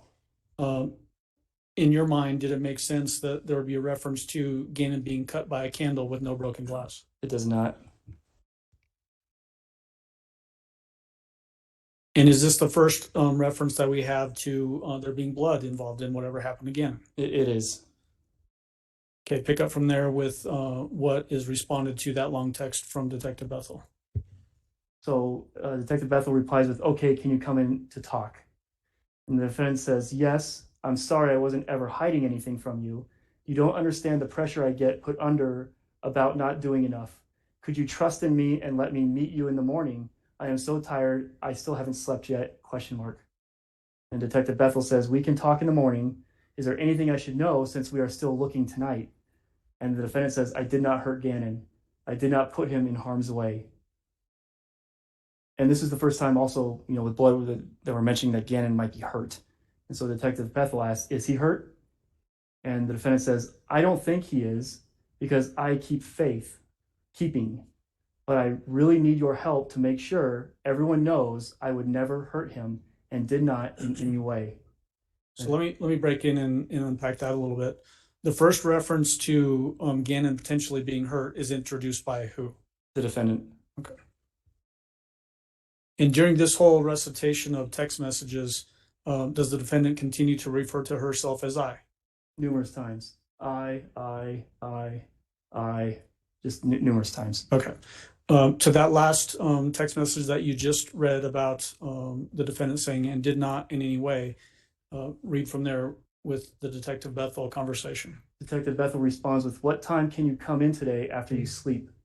The defendant responds with, "I don't want you upset with me for all your hard work and everyone else's, and I ask that you please protect our house and us from anyone that may be dangerous to for me giving extra info." And then corrects yourself by saying "to us," and "as soon as I wake." And then Detective Bethel says, "What information do you have? I can't protect anyone from anything if I don't know what it is. Come in at 10 a.m. at the OTS, 27 East Vermajo Avenue." The defendant replies with, "Okay, I will be there. Can you please not get me for not giving all the details that I knew to you at first? I know people do it a lot and it gets frustrating for you, but I'm a victim as well and didn't want to be forced to take a test at some doctor's office." And Detective Bethel says, "We can talk more about that when you come in." The defendant says, "Do you have to release person info?" And corrects yourself saying personal, as in, do you have to release personal info to the media and online, like as in with me? Say, for example, a friend of mine had an abusive spouse, so she had to cover up everything, asking for a friend. And then Deputy Bethel or Detective Bethel says, "I don't release information." And then the defendant says, "As in she is working, but is off having quiet time. Okay, thank you. My husband wouldn't ever looked at me the same knowing what happened to me, and I couldn't tell you in front of him. And I know he would act in a violent manner. Thank you. See you tomorrow. I mean today." Detective Bethel says, "Okay, see you soon. We will talk later today. Please get some sleep." And the defendant says, "And so I don't forget, let me add this on here so I can remember to tell you. Gannon and I were working together because Albert always works. So I will explain things that you may have had concerns about. But we were and had a plan because even though she wasn't the best, it was more than what Albert did because he was working or sleeping and didn't spend any time with them. KK." That was a long text string. Do you need to wet your whistle at all? Yes, please. The next entry is at 2:56 a.m. What is that entry? Oh, it's 2:56 in the morning, and the defendant sends this message to a 360 number with a picture of a SkyWest, like in the beginning stages of an application with SkyWest. And along with the picture, the defendant said, "I never sent you what I had received." Does that have any relation to the investigation? No, Does it coincide with what we're going to get to later about her making plans to move out of the state? it does in that aspect. Okay. 3:20 a.m. What is that information? A message was drafted at 3:20 a.m. but never sent to the defendant's mom, Deborah Locklear, and it reads, "No, just upset because they keep freaking out on me, and everyone in his family acts like I know where he is and won't tell." And then no response from the defendant's mom. And you said that was unsent. It was unsent. Yep, so that makes sense. There's no response. Okay. Sorry. That's okay. 7:04 a.m. is the next entry. What is that? So several hours have passed now, and so it's 7:04 a.m., and the defendant receives a message from a 910 area code number saying, "Hey, Tisha, how are y'all doing?" And the defendant responds, "Oh, sorry, I'm at home. I'm doing okay." As it relates to the person that sent that text message, do you know who that person is? We do, but I don't remember at this time. Okay. Is the identity of that person relevant to the investigation? It's not. Okay. 7:19 a.m. to 7:24 a.m. What is that? Messages between the defendant and Mr. Stout, starting with the defendant saying, "My chargers are in your car. Can I please have them?" Mr. Stout says, "Sure." The defendant says, "Could you get it? I don't have any battery and Sadie needs to go out really bad." Mr. Stout says, "No." The defendant says, "Please, I'm not trying to cause any trouble." Mr. Stout says, "I need the truth." The defendant says, "I already did what you asked. You are the one who would not wake up." Mr. Stout says, "Wake up? I haven't slept in days, and that's manipulative to say you told me when I was sleeping." The defendant then says, I wasn't knocking you about sleeping. I'm sorry. I was saying I did what you asked and you were tired." Mr. Stout says, "What I asked? I asked you to tell me the truth." The defendant then says, Albert, I'm not getting yelled at by a bunch of people. I told you I would speak to you in person. I went in there and said, hey, are you ready now last night? And you told me no. Mr. Stauch replied with, I was asleep. Let me in now and tell me. And the defendant says the door is unlocked. So the beginning portion of this text string, when it's talking about my chargers, what's the reference there? Her cell phone charger. In your mind, does this indicate that she's got a good understanding of place and time and circumstance, meaning that she knows that her phone is potentially depleting in battery? Yes. 7:50 a.m. to 7:59 a.m. What is that? Message from the defendant to Mr. Stauch's phone saying, can you please come here? Can you please take Sadie out? Can you tell Landon to come here? Can you please take Sadie out? Please, I'm ashamed. Did Mr. Stauch respond to that? No. The next entry is at 8:15 a.m. What is that? So about 16 minutes after this message, Mr. Stauch calls the sheriff's office and reports that the defendant is at the house and someone raped her and kidnapped Gannon. Is this the first reference very explicitly that there was a report of a rape by the defendant? It is. She alluded to it at like 2 a.m. with Detective Bethel, but didn't say rape. She mentioned that, she couldn't tell because her husband wouldn't look at her the same, but this is where the first time we see the rape story come out. Okay. The next entry is 8:25 a.m. What is that? It's a message from the defendant to Harley saying, please come get Sadie. My phone is about to die. Did Harley Hunt respond to that text? She did not. The next entry is at 8:35 a.m. What is that? So the sheriff's office arrives to the residence and the defendant is in the basement. What's significant about that? That she is, it corroborates what Mr. Stauch said, saying the defendant is here, and then the sheriff's office arrives and the defendant's in the basement. Okay. 9:50 a.m. What is that entry? So at 9:50 a.m., Harley and the defendant get in Harley's Jetta, and Harley has to work, but they make a stop real quick to the airport, to where instead of going in and returning the keys or at the counter, the rental counter, the defendant hands the keys to a worker on the sidewalk, and then they drive away in the Jetta. And was that information testified to by Detective Rob Soroy, former Detective Rob Soroy, that he was at the airport basically when this whole thing goes down? When that happened, yes. The next entry is at 10:21 a.m. What is that? Harley clocks into work at Massage Envy. 10:25 a.m. What is that entry? These are messages between the defendant and Detective Bethel. The defendant says, I'm on the way. Detective Bethel says, okay. The defendant says, here shortly. Sorry, had to handle some things because my family is getting harassed and threatened, and my daughter's safety is now in danger. She is getting threatened online and my family. And Detective Bethel says, okay, we need to talk about that. Where is she now? Are you okay? Just checking to see. So let me unpack that just a little bit with some questions. First, was there ever any indication that the family, meaning the defendant's family, as indicated in that text message, was being threatened or harassed by people?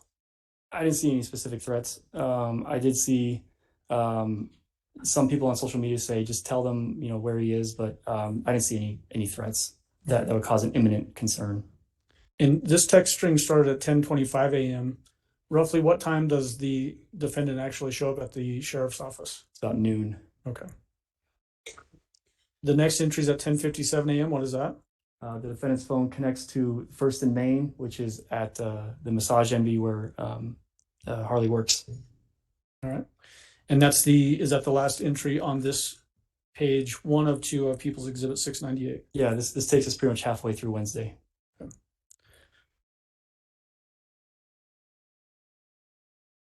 Getting into People's Exhibit 698, page 2 of 2.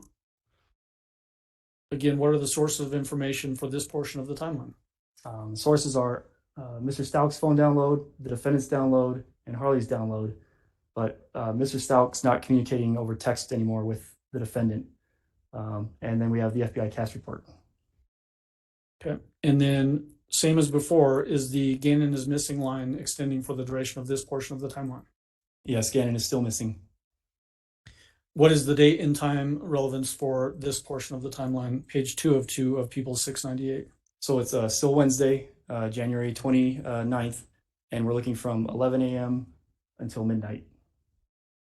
All right, for reference purposes, from 11 a.m. to 11:51 a.m., you've got a line going above the line pointing to cast report page 41, which is the FBI report. Why is that portion of the cast report relevant for that time frame?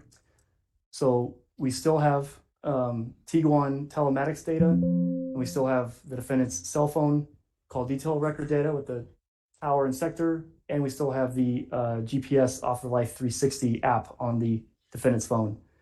And we see all, both the vehicle and the phone leave the Massage Envy area and travel to the office of the sheriff, the El Paso County Sheriff's Office. Does this corroborate essentially the arrival time of the defendant at the sheriff's office on January 29th? It does.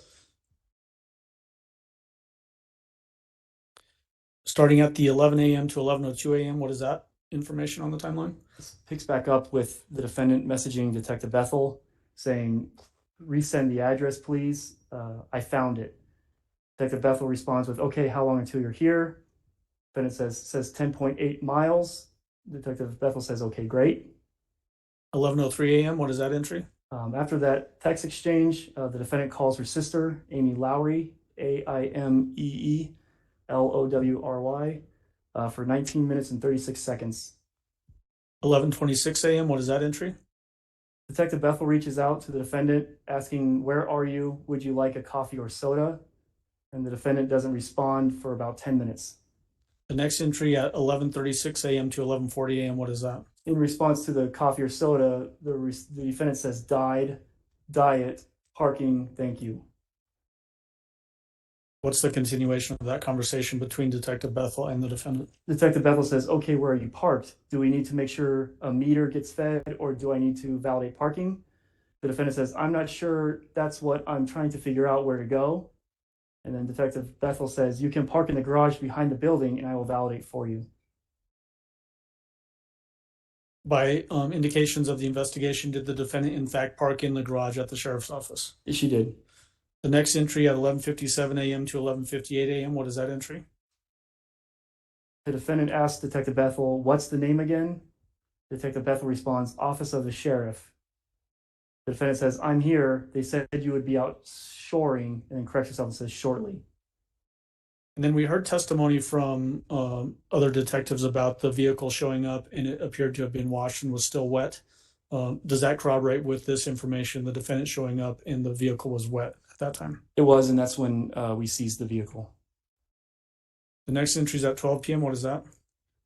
The defendant does the interview with the El Paso County Sheriff's Office under Exhibit 337, and that's when we seize the defendant's phone. Okay. And then, so does that essentially then, as the investigation progresses from that point forward, do we get any Tiguan telematics data after that point? No, we seized it and we're searching it and we're taking it apart to get the telematics data.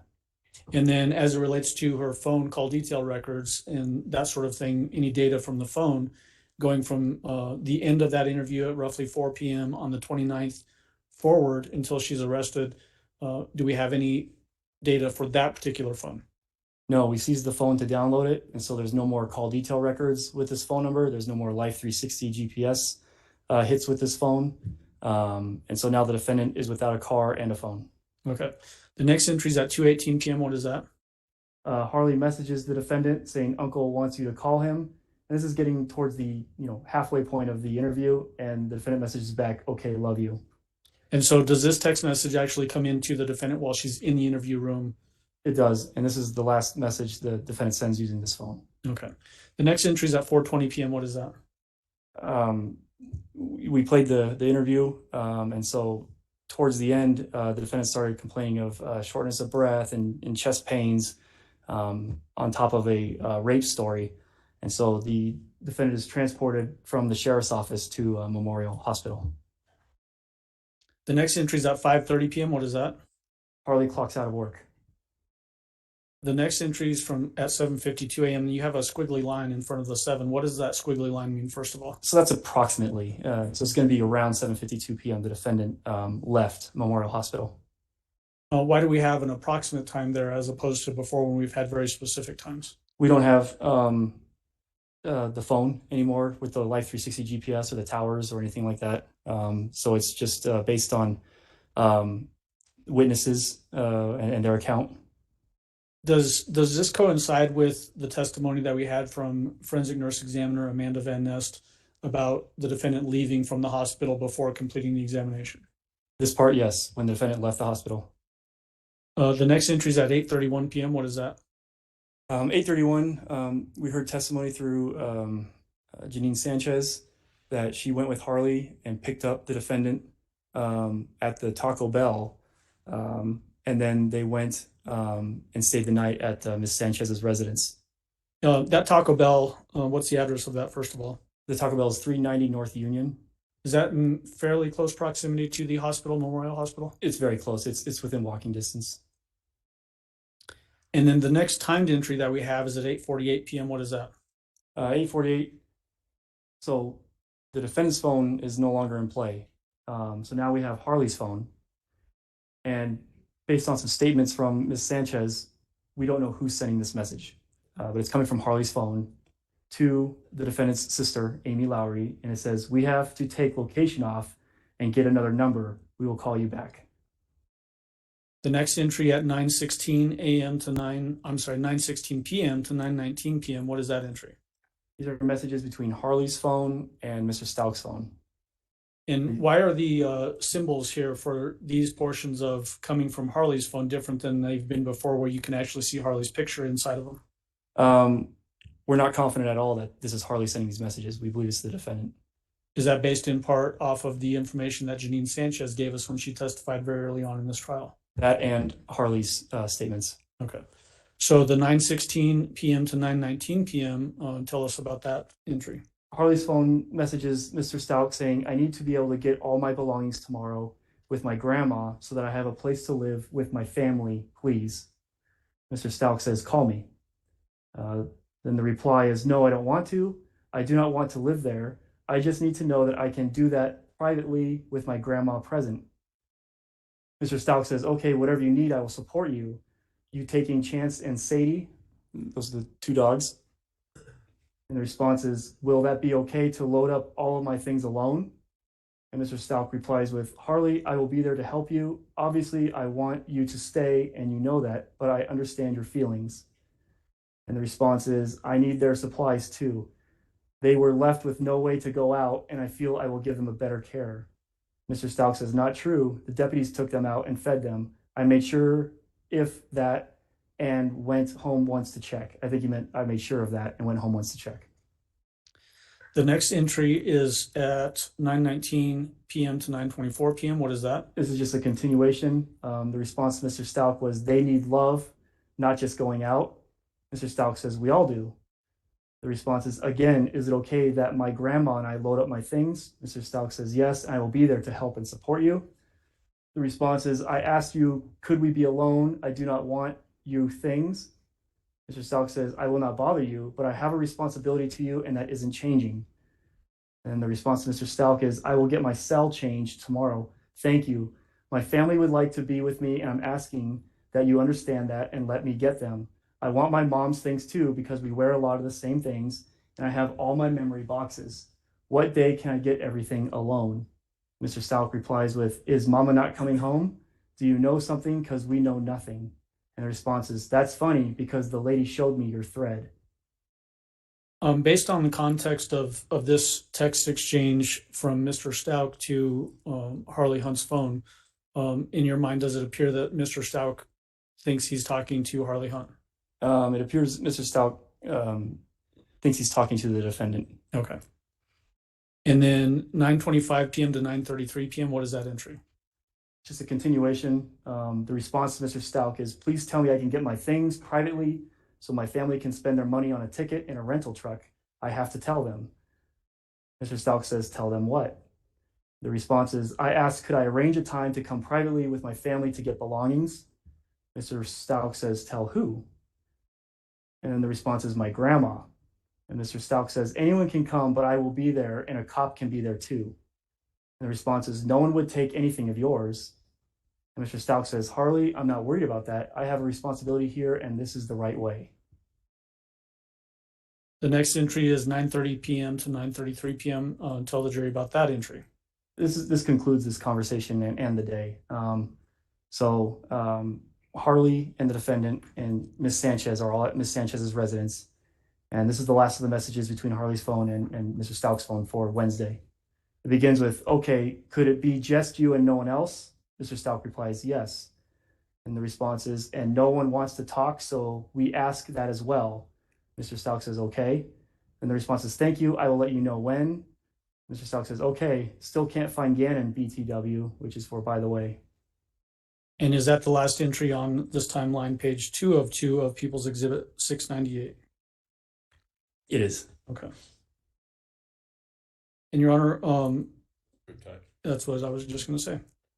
All right, ladies and gentlemen, we will take our afternoon recess. If I can have everyone back to the jury room at 3:25, we should be able to start on time at that point.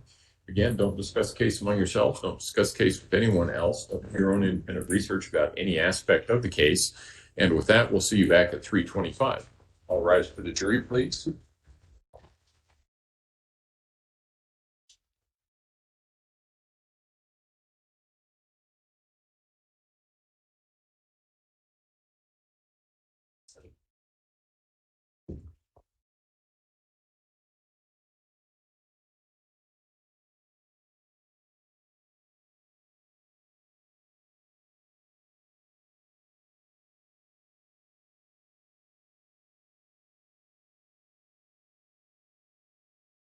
May all be seated. Mr. Clark, you can step down if you would like.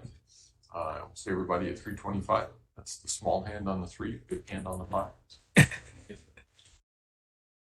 All rise.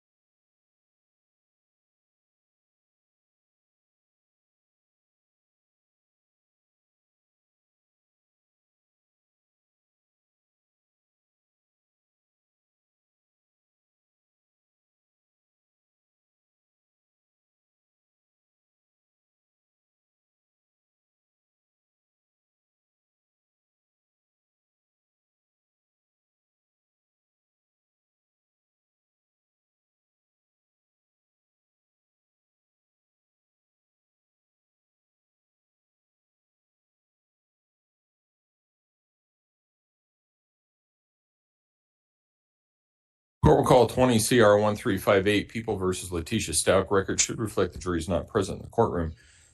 Is there anything we need to address at this point in time? Prosecution? No, Your Honor. Defense? Okay. All right, let's go ahead and bring the jury in.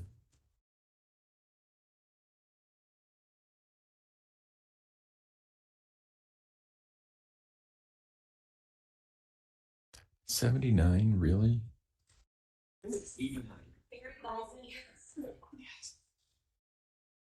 Well, last week it was 63 and now it's 79. Maybe we can split the difference. Oh my gosh.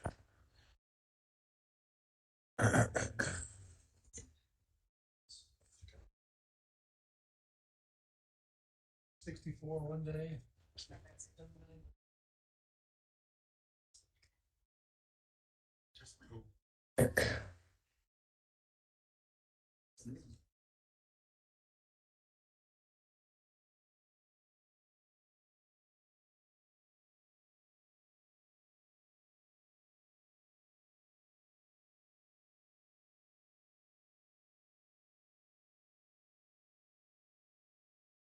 All rise for the jury, please.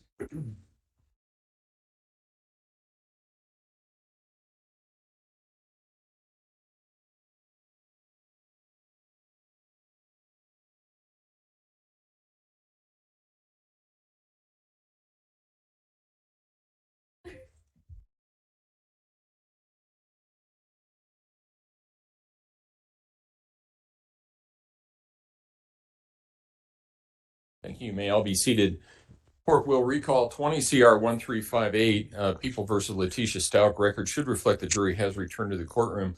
Ladies and gentlemen, I'm sorry about the climate conditions. Last week we were 63, now we're at 80 degrees. So I don't know, maybe maybe we can split the difference somewhere, I don't know. But I will give counsel, I know it's hot and I know that jobs are difficult. I'm going to give counsel the options to remove their jackets if they want to do that. Okay, So, thank you, Judge. Because I don't want anybody falling over, I just including assumed me.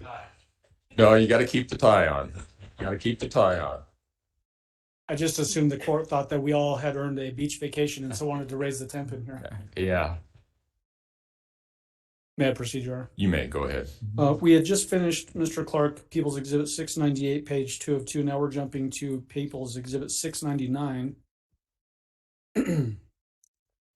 In those last timelines, were they more dense as far as information that was included on them as opposed to what we're going to see now going forward? Oh, by far, yes. Why is that? A lot more data points that were significant to the investigation occurred during that time frame. And what about the fact that there's no more telematics for the Tiguan? There's no more call detail records for the defendant's Colorado phone. Does that also play a role in this? Absolutely. All right. So when we start to look at People's 699, looking at the key again of sources of information for this exhibit, what are they? It's Mr. Stauch's phone download and Harley's phone download. And looking at the timeline brackets, what day is this? This is Thursday, January 30th, and this encompasses significant events for the whole day. All right. And get to a good zoom level here.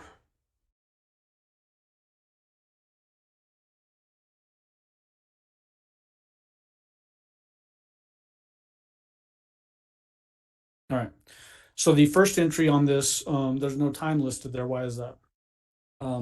So the defendant and Harley are still at the Sanchez residence. That's where they stayed the night. And then the first entry with the time is at 4:38 a.m. What is that information? That's Harley quitting her job at Massage NB. So it's a message from Harley's phone to her supervisor at 4:38 a.m. that reads, "I wanted to say that I thank you for being supportive and for our time at work. I know I provided an initial date that was for me leaving for BMT, which is basic military training. At this time, Harley was supposed to go into the Air Force. But due to safety concerns with my family situation, I need to take care of myself and make sure I am safe at this time. I hope you understand that this was an extenuating circumstance and hope that I can leave the company with a great relationship and future references. Thank you." When we think back to the testimony from Harley Hunt, who by indications of the investigation, actually penned that text message? This message was authored by the defendant. And I should have asked at the beginning, but the blue line indicating Gannon is missing, does it extend for the total period of this particular day as well? Does Gannon is still missing. 7:57 a.m. to 8:57 a.m. is the next timed entry. What is that entry? These are more messages between Harley's phone and Mr. Stout. And it starts with, my life was threatened on social media and told how people are looking for me. My grandma had threatened, so I do understand the pain and scaredness, but my mom did not do anything to harm Gannon. You should know that. I can come this afternoon to get my things. Mr. Stout replies with, none of that is by me. You are always safe with me and you know that. And the response is, not by you, but you could stop it. Mr. Stauch replies with, social media is stupid. You should be with me. Your grandma and them should not have gone on there either. Call me. And the response to Mr. Stauch was, I did and you didn't answer. And Mr. Stauch says, no, I just called you and went straight to voicemail. VM. Harley, you are 17 and you are my responsibility. I know you are scared and confused about all this, but I'm making this very clear. I am asking you and Amy to come see me. I need to verify your safety. If you leave without seeing me first, I will fear for your safety and have to report it to police as missing runaway. If your mom signed consent, like you said, I must see it ASAP and have a copy, and it must specify who you're allowed to leave with. This is the issue I was trying to avoid by sending you to safety yesterday, but you chose to not do that. Either way, maintain constant contact with me and keep me informed of your location. I will not come and try to bother you, but I have to know you are safe at all times. Love you. And let me break in there just so we can make the record clear. You referenced Amy, spell that Amy's name. AIMEE. And who is that in reference to? That's Amy Lowry, the defendant's sister. Okay. And then picking up there after that text from Mr. Stauch to Harley Hunt's phone, what is the response to that? The response is, I'm not scared. Why would you do this when I don't want to be around you? Be with Landon. You turned on my mom. I want to be with my grandma, my uncle, and my aunt. I'm not your child, nor will ever be. And then Mr. Stauch responded with, I disagree, but I respect your opinion. I have to visually confirm your safety. After that, if you decide to leave with your family, we will work through that. Where can we meet? I'm about to go to Lena's school so we can meet there or close to the house. The response was, you promised I could get my things with my family, and you said no one would be there but you. And Mr. Stauch responded with, yes, but you are not working with me. And for context purposes, when we're talking about this Thursday, January 30th, does this coincide with, or what day did it occur when the defendant and Harley went back to 6627 Mandan Drive to get things out of the house? That's going to be the next day. That's on Friday. Is that what they're referencing here in these text messages, though? Efforts to go to the house to get those things? They want to be alone. They don't want to be bothered by anybody or asked any questions. They just want to show up and take their belongings and leave. And so that the record is clear, they being who? The defendant. Okay. The next timed entry is at 8:57 a.m. and stretches to 10:37 a.m. What are we looking at there? This is Harley's phone. It's a continuation of the conversation with Mr. Stout. And it starts with, I'm not. You will do me like you did mom. Please stop. You have your car. Give it to Landon. I paid for it all this time. Stop trying to force me to do something. And let me break in there just for reference purposes. The car that's being referenced there, what is being discussed? It's the Volkswagen Jetta. The Volkswagen Jetta assigned to Harley Hunt? That's her primary vehicle, yes. Okay. And then pick up from there. Mr. Stauch says, I'm not getting into a text battle. I need to confirm your safety. And then what you do from there is your decision. Someone is influencing you wrongly. And the response was, influencing me to go with my blood family. We have the same blood. So how is that wrong? I'm safe, so please let me come with my family to get my things. Mr. Stauch says, I have to visually confirm. And the response was, I'm not meeting you. What is wrong with you? I do not want to be around you. I'm afraid to be around you if my mom is not there. Mr. Stauch replies with 10:30 at the house to get your stuff. And the response is, I've been asking for confirmation because we need to get a rental truck to transport. We could never get that from you, so we have to make the plans. Mr. Stauch responds with, that means nothing to authorities. Please meet at 10:30. The response is, why are you trying to take me? What do you not I'm sorry. What do you get out of forcing me when I hate you now? No one is influencing me. I hate you. Mr. Stauch replies with not forcing you, only confirming your safety. The response was, you mean nothing to me, none of you. You set my mom up so you could be with your ex-wife. I hate you. Mr. Stauch replies with, well, I love you, and I'm sorry you feel that way. And the response is, if you don't want to be with me and my mom, then you can't have me. She is the best mom ever, and she would not harm anyone. You are doing this for control. Mom's attorney is coming to get her things. He will have an order. And just for context purposes, based on your knowledge of the investigation, who do you believe to be operating Harley Hunt's phone at that time? I believe this to be the defendant. The next entry is at 11:06 a.m. What is that? So the defendant's family arrives in Colorado. They arrive to Denver International Airport, and they rent, specifically her aunt, Brenda Acquard, rents a 2020 Nissan Altima.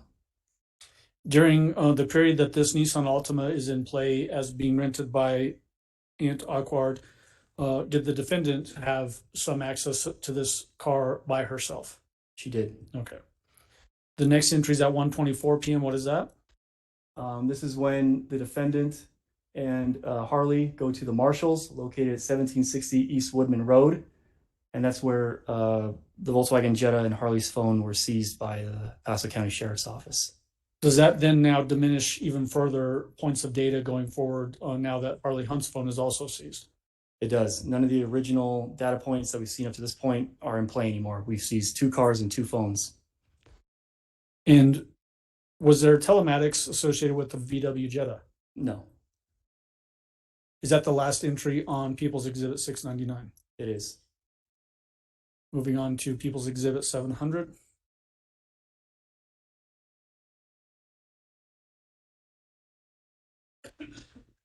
And while I'm zooming in on this, these same exhibits that we're looking at on the screen, are these printed out and on boards back on the back wall there, They are.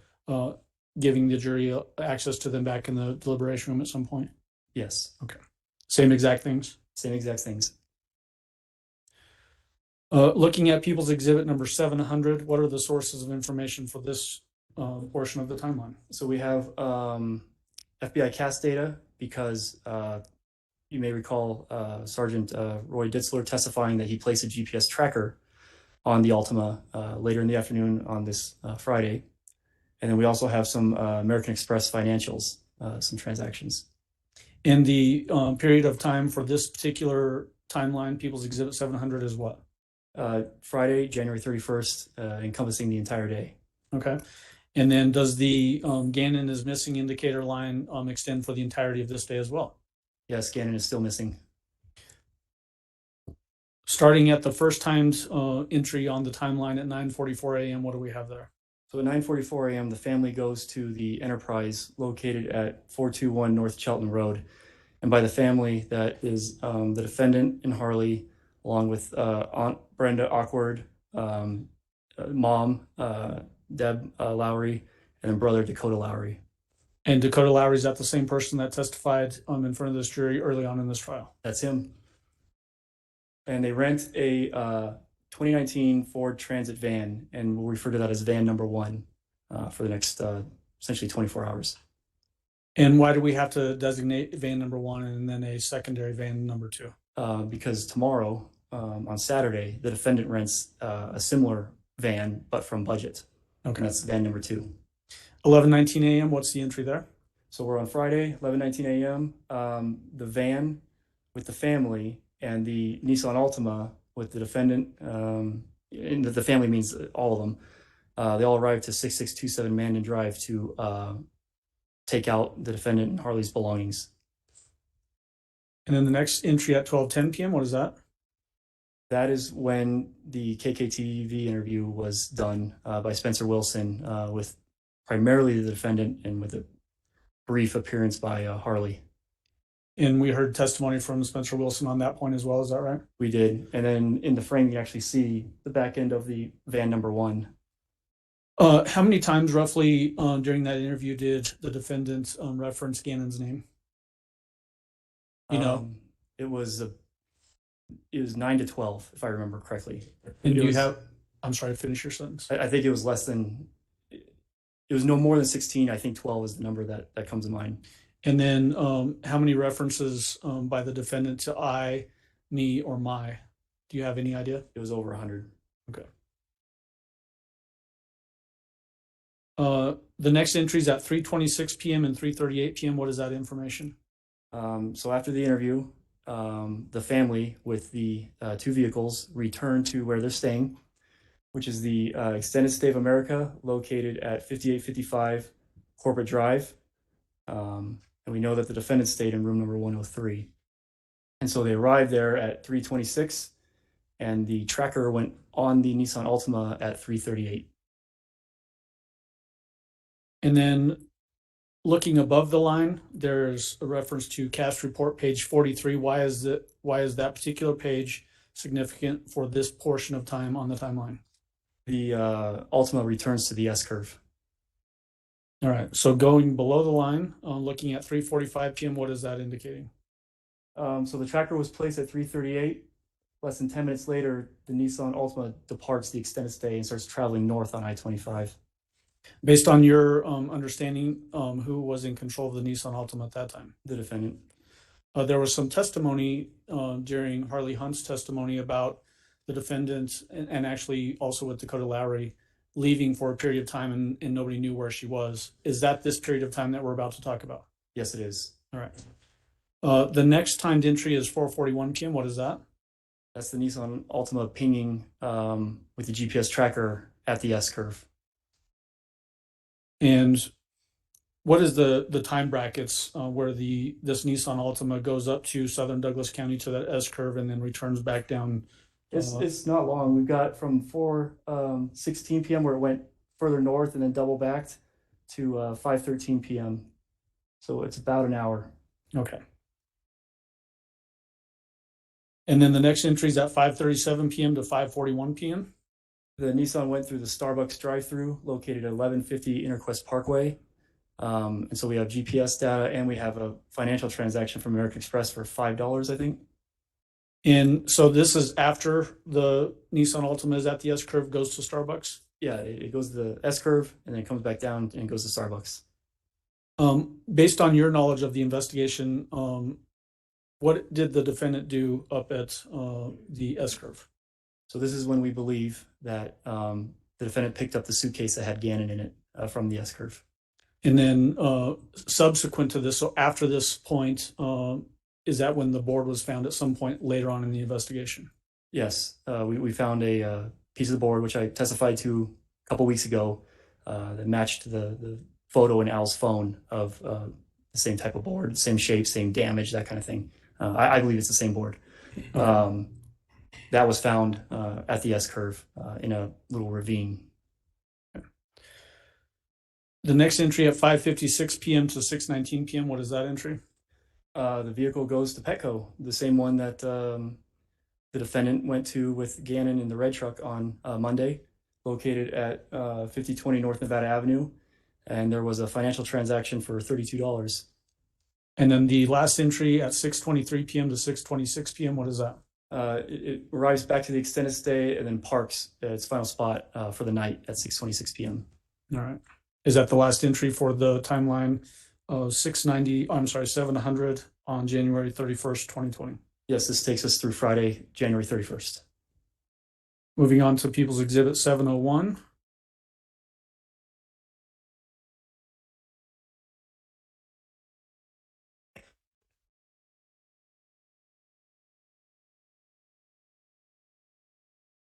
What are the sources of information for People's Exhibit 701? So we have the cast report because the tracker's still on the Altima at this time, but the van that the defendant rented from Budget has a built-in GPS tracker on it that pings every 6 hours, as well as a power-up event that occurs every 24 to 25 hours. And then we also have USA financials as well as American Express financials. The USA financials and the American Express financials, are those accounts associated to the defendant? To the defendant, yes. Okay. Same for the other exhibits that have the same information on them? Correct. The blue line indicating Gannon is missing, does that extend for the entirety of this timeline as well? Yes, Gannon is still missing, and this timeline covers the period of Saturday, February 1st through February 4th. Okay. Starting with the first timed entry, you have that squiggly line and then 8 a.m. What do you have? Why do you have the squiggly line there again? So the information that we have is that the van number 1, with Dakota, Lowry, and the defendant in it, departs the extended stay right around 8 a.m. And Where did they go to? They drive to the Budget, which is located at 140 East Garden of the Gods Road, where the defendant rents a van number 2 for $679 using the American Express. Does that coincide with the testimony that we got from the person from Budget about that van rental and went through the receipt and all of that sort of thing? From him as well as her brother Dakota. Okay. And then I just want to have you point out visually the 2 different vans. Do they look different on the timeline? They do. So van number 1 has windows. Van number 2 does not have windows. This is more accurate depiction of what van number 2 looked like, the one that they drove to South Carolina. Okay. And then moving on to 10:10 a.m., there's a line above that goes to cast report page 45. Why is that significant for that timeline? The van has left Colorado Springs area and is at the Love's gas station just outside of Pueblo. Is that what's the source of that information? That's going to be the ping data from the built-in GPS tracker on the van that Budget places on their vehicles that go out of state. Okay. And does that show a purchase being made at that Love's Travel Center in Pueblo? Yes, so we have a coinciding purchase for $8.34 at the time that the van gives a ping. Okay. The next timed entry is 11:57 a.m. to 12:20 p.m. What is that entry? So this is when the defendant and Harley go to the Walmart located at 2921 Topol Drive in Trinidad, and the defendant purchases phone number 2. It's a prepaid Verizon wireless phone with a 407 area code, and there's a corresponding charge from the USA account for $89.03. There was testimony from the person that searched that van back in Rhode Island, and there was a Verizon prepaid calling card in that glove box. Do you remember that? I do. Did you do some research on that particular item? I did. What did you find when you researched that calling card? We wrote a search warrant to Verizon for the numbers that are on the back of the prepaid card, and it confirms that it links to this prepaid phone purchased at the Walmart on this day and time. You have a time zone change there. Why'd you put a time zone change? We're moving from Mountain Time to Central Time. She's now driving through Texas. All right. The next timed entry, 7:49 p.m., is above the line, referencing cast report page 48. Why is that significant for that time frame? So this is now, instead of AT&T like we saw earlier, it's now her Verizon phone number 2. We have, works the same technology. You have a date and a time, a cell phone tower that provides service to the phone, and then a direction, a sector as to where that phone is at. So the cast report shows phone number 2, the Verizon phone, purchased at the Walmart earlier that day, at the hotel where they stayed the night. And then going forward now, are we going to have potentially 2 sources of data, both the GPS information from the van and then call detail records for this phone that was bought in Trinidad, Colorado? Yes, that's what will be in the cast report, and then we'll also have financials that'll be on the timeline. Okay. The entry at 11:10 p.m., what is that? So that's the 6-hour scheduled ping for the van, and it's in the parking lot of the Candlewood Suites, located at 18 Western Plaza Drive in Amarillo, Texas. And we have a corresponding charge a few hours earlier for $91. The next entry, I'm sorry, do we have a date change there? Yes, so they stay the night at this Candlewood Suites, and then the van sits at that Candlewood through the morning of Sunday, February 2nd of 2020, with the scheduled power up to 12 a.m. and then the 5:10, 11:10 a.m. Pings. Does this indicate that they're still potentially at the Candlewood Suites, have not started driving for that day? That's correct. Maybe slipped in or something like that? That's correct. It hasn't moved. 7:38 p.m. Is that the next entry? It is. There's a $25 charge on the American Express. This time, Candlewood Suites, but in Decatur, Texas. 601 West Thompson Street is the Candlewood Suites, and then we have a corresponding 11:10 p.m. GPS ping. So they traveled from Amarillo to Decatur on February 2nd. Do they spend the night in Decatur, Texas into the morning and day of February 3rd? They do. What's the next timed entry at 3:14 a.m. to 5:10 a.m.? We have the power up event, and then we have the scheduled 6 hour ping alert. And the van is still at the Kennewood Suites in Decatur, Texas. And I should have asked you to clarify this, but on those van schedule alerts, you have in the line, it says stopped, stopped for those different references. Yes. Why do you have that word stop there, and what does that mean? It means it's parked. We mapped out all of the pings, and sometimes it was traveling on the highway. And when it's traveling, it gives you where it's at and how fast it's going. And so this is just important, showing that it's just parked in the parking lot of the hotel. Okay. And then moving into February 4th, did they spend the night in Decatur, Texas? They did. And then the next timed entry is at 12:22 a.m. What is that? So we're now into February 4th. It's a Tuesday.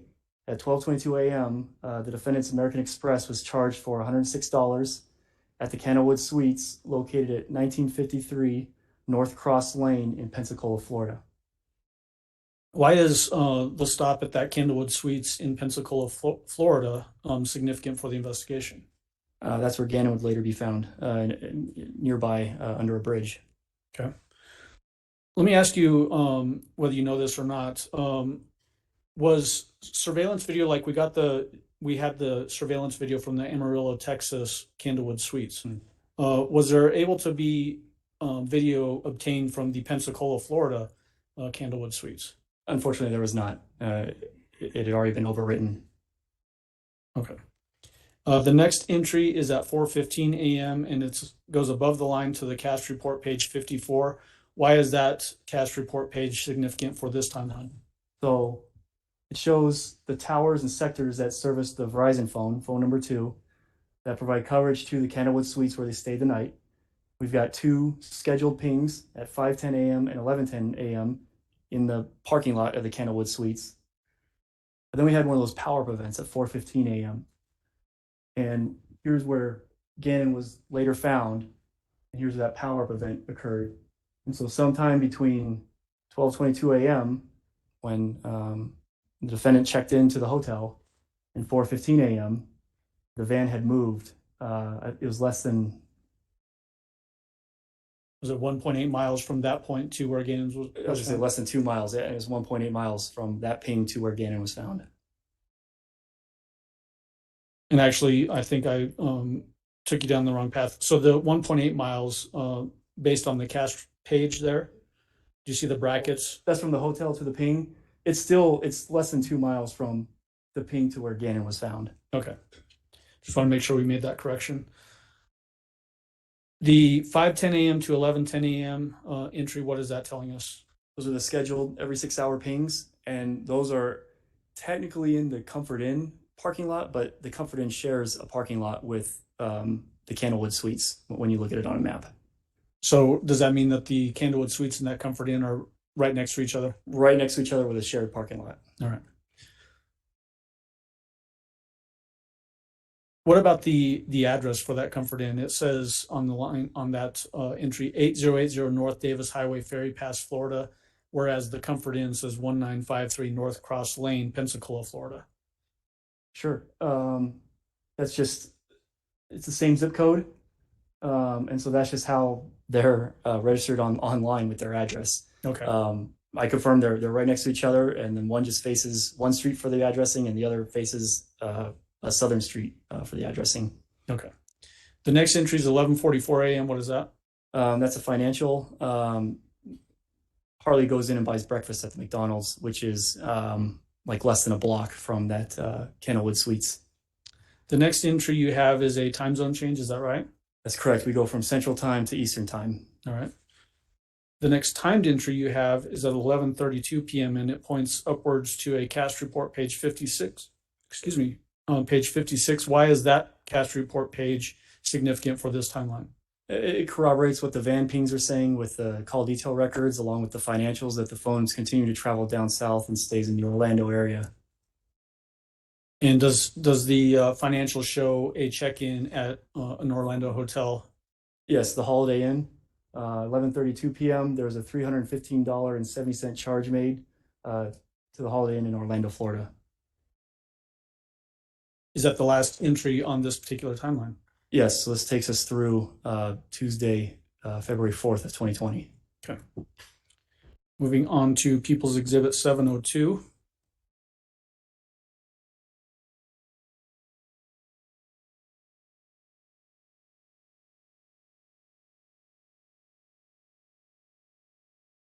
Again, for reference purposes, what are the sources of information for People's Exhibit 702? We still have defendant's phone number 2, the Verizon phone that she purchased at the Trinidad Walmart, as well as the scheduled and power-up pings off of the rental van that are in the cast report. And then what are the relevant time spans for this particular exhibit? So this goes from February 5th, which is a Wednesday, all the way till March 17th of 2020. Does this cover then the time frame of when the defendant is ultimately arrested in South Carolina? It does. Does it stretch all the way to the point when Gannon's remains are found under that bridge? It ends when we find Gannon. Okay. So the first entry on this is which day and time? So this is February 5th. It's a Wednesday, 2020. And then you've got a line going up to cast report page 57. Why do you have that going up to that particular page at that time? This shows where the van and the phone are at during this time. Does this basically just show the van and the occupants, Harley, Hunt, and the defendant traveling from Orlando up to South Carolina? It does. They stayed the full day in Orlando and then started traveling up Thursday the 6th to Myrtle Beach, South Carolina. They arrive and they return the van to the budget located at 1400 Cannon Road, Myrtle Beach, South Carolina. And the van was returned sometime before 6:10 p.m. because that's when it has every 6-hour scheduled ping. And then for reference purposes, you have the line going above the timeline to cast report page 58. Does that corroborate the cast report page 58, returning the budget van at the budget rental place in Myrtle Beach, South Carolina? It does. It also corroborates the residence that she was staying at for the interim at the Abernathy residence. Okay. Will you just point that out on the map? Sure, it's right up here. Thank So you have this tower with this sector that provides coverage to the Abernathy residence, and you have a van ping here. Okay. And then moving on to the next entry on your map, or I'm sorry, on your timeline, February 8th, 2020. What is indicated on February 8th, 2020? So the defendant gets her third phone, and we refer to this as her South Carolina phone. And was that phone seized during the investigation? It was on her arrest. Did we have testimony from a detective that was involved in seizing that phone as well? We did. The next indicator is February 15th of 2020. You've got 2 entries on that. Explain what we're looking at then. So the first one is we find the board with Gannon's blood on it at the S-curve on the state on Saturday, February 15th of 2020. Also on this day, the defendant makes a post on her Facebook account. Do you want me to get into that? Yeah, so that particular post, was that Exhibit 50 that was admitted during Mr. Stauch's testimony early on in this trial? It was. Was that a video? It was a video. Of what? Gannon, when they're in Hawaii, he's waving and says goodbye and jumps off of a dock into the water below. People's Exhibit, I'm sorry, February 18th on this timeline. You have a indicator there. What is that? This is the first fake polygraph that the defendant tried to obtain, where you heard the wire, the call, where they weren't going to release it because it violated their policy. And so that's when that happened. And then February 19th entry, what is that? That's when the note was created with the 5 altered questions that I talked about this morning from her South Carolina phone in the notes. And that was Exhibit 692 that we admitted during your early portion of your testimony today? It was. Jumping to February 21st, you have 2 entries there. Explain the one on the left first. The one on the left are some of the messages from the defendant to Nicole Mobley, who testified during this trial. For reference purposes, was Nicole Mobley, remind everybody who Nicole Mobley was. She was the one who kind of feigned a relationship with the defendant and told her whatever she wanted to hear in hopes to get information out of her. over a Text Now app. And those text messages that you're referring to that came from the defendant to Nicole Mobley, is that what we're looking at there? Yes, not all of them, just a few. And what do they say? So the defendant sends a message to Nicole Mobley saying, "I need a witness that the guy left. I will do anything. I'm not asking you. I'm asking if you know anyone who will. I will give them my life, a reward, or whatever." And then in a second message, the defendant says he took a suitcase of things and made Gannon wrapped in his cover. And then the third message selected for this was, "What if you just said you remembered something suspicious after seeing this picture and explained the description and you didn't think it was relevant until now?" And those are all captured in exhibit number 233.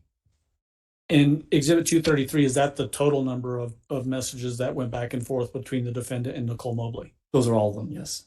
Based on the context of that conversation in sum, what does it appear from your perspective to be occurring between the defendant and Nicole Mobley at this time? The defendant is asking Ms. Mobley to lie for her to corroborate a lie to law enforcement. And then the right side portion of February 21st, 2020, what do we have there? That's when the second fake polygraph was done on her phone that I testified to earlier today. Is that exhibit 692? It is. We then move on to March 2nd, 2020. What do we have indicated there? That's when the defendant was taken into custody and charged with the murder of Gannon Stauch. And then you have an indicator for an interview. Was that the interview conducted by special agent at the time, now retired, Jonathan Grusing? That's correct. And then the next entry on March 4th, 2020, what do we have there?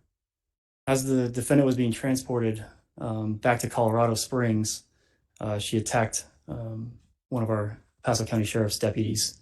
And that's the still from the GoPro just before the attack occurred. During the portion of testimony from Dr. Torres late last week, the defendant made comments about this was Maria actually attacking the deputy. Any indication in that video that she was talking in a Spanish accent? None. Did she ever reference herself as Maria in that video? No. And then the last entry on March 17, 2020, what is that? March 17th of 2020, we found Gannon.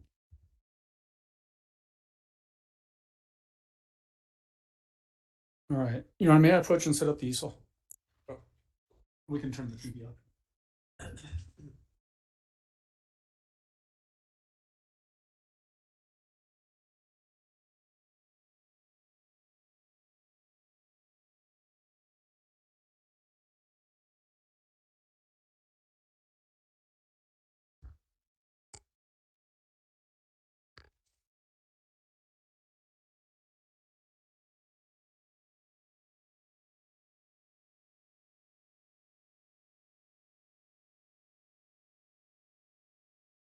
For purposes of foundation, People's Exhibit 703, what is it?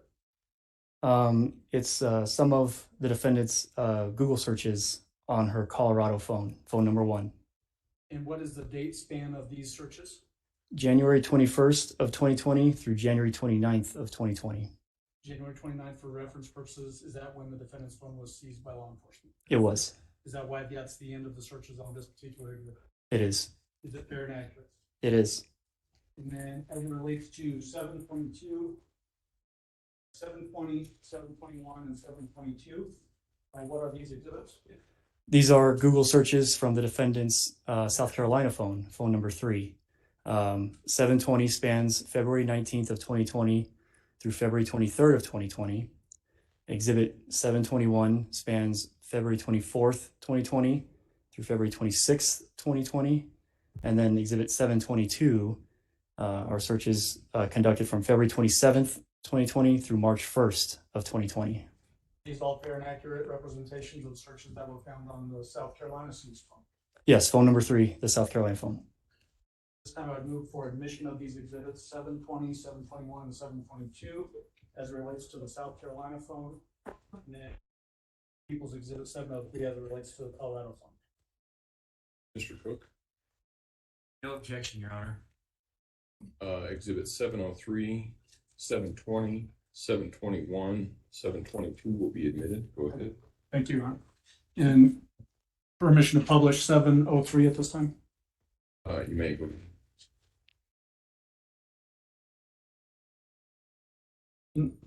Mr. Clark, what I'm going to have you do is start by just orienting the jury to what we're looking at, knowing that the jury will be able to take this back with them to the deliberation room at some point. Sure. So starting with 703, tell them about the different columns. So on the far left, you have the date and the time that the search was made. And this is Colorado time because this is the Colorado phone. And so it's local time. And then on the right, you have the words typed for the actual search. And then are these, I guess, can you tell the difference when you look at the download of the phone, whether searches have been deleted or whether they're still active on the phone?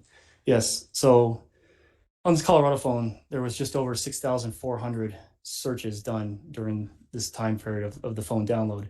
She deleted about 4,500 of those.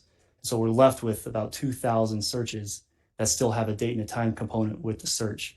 When you delete a search, the deleted search is still saved, but the metadata is stripped from it. So there's no date and time component. And so we don't know when the search was made. We just know that the search was made. And so just to keep it clean, we are only presenting the searches that we know when they were made. And then as it relates to the searches that were referenced in Special Agent at the time, now retired, Jonathan Grusing, there were searches that were referenced in his interview. Were those deleted searches that he was referring to? They were. And so does that mean that they didn't have date and time stamps for when those searches were actually conducted? That's correct. Do we know, though, that those searches were conducted prior to January 29th, 2020, when the defendant's phone was seized? They were, yes. And then as it relates to, you said, I think, roughly 2,000 undeleted searches on her Colorado iPhone. Did all of them have any relevance to the investigation that we're talking about? Not all of them, no. The searches that we have on People's Exhibit 703, do they have relevance to this investigation? They do. Starting with the first entry, what I'd like to have you do is just tell us the date and time of that first entry. Sure. So the first one we selected, and this goes in chronological order. And it's also important to note that all of these were searched at least once. So the first one was January 21st at 9:05 p.m. The defendant searched Landon Marie Hoyt. Is that Hyatt? I'm sorry, Hyatt. Yeah. Yeah. And then just so the record is clear, spell the name. Landen. Marie is Marie. And Hyatt is Hiott. What is the next search? Same day, but at 9:10 p.m., so 5 minutes later, U-Haul truck rental. The next search? 9:12 p.m., U-Haul trucks rates Colorado Springs, Colorado to Orlando, Florida on January 22nd of 2020. There was a reference in text messages that we went through on the timeline where the defendant said, I should have left last week when I was, do you remember that search? I do. Does that coincide with what we're seeing here, that the defendant is searching for U-Haul trucks to go to Florida? Correct. And is this roughly a week prior to Gannon being missing? It is. The next entry, what is that? 9:14 p.m., another search was made, U-Haul truck rates Colorado Springs, Colorado to Orlando, Florida on February 6th, 2020. And so the actual date of that search, though, was that January 21st, 2020 also? It was made a couple minutes after the previous one for the rates on January 22nd.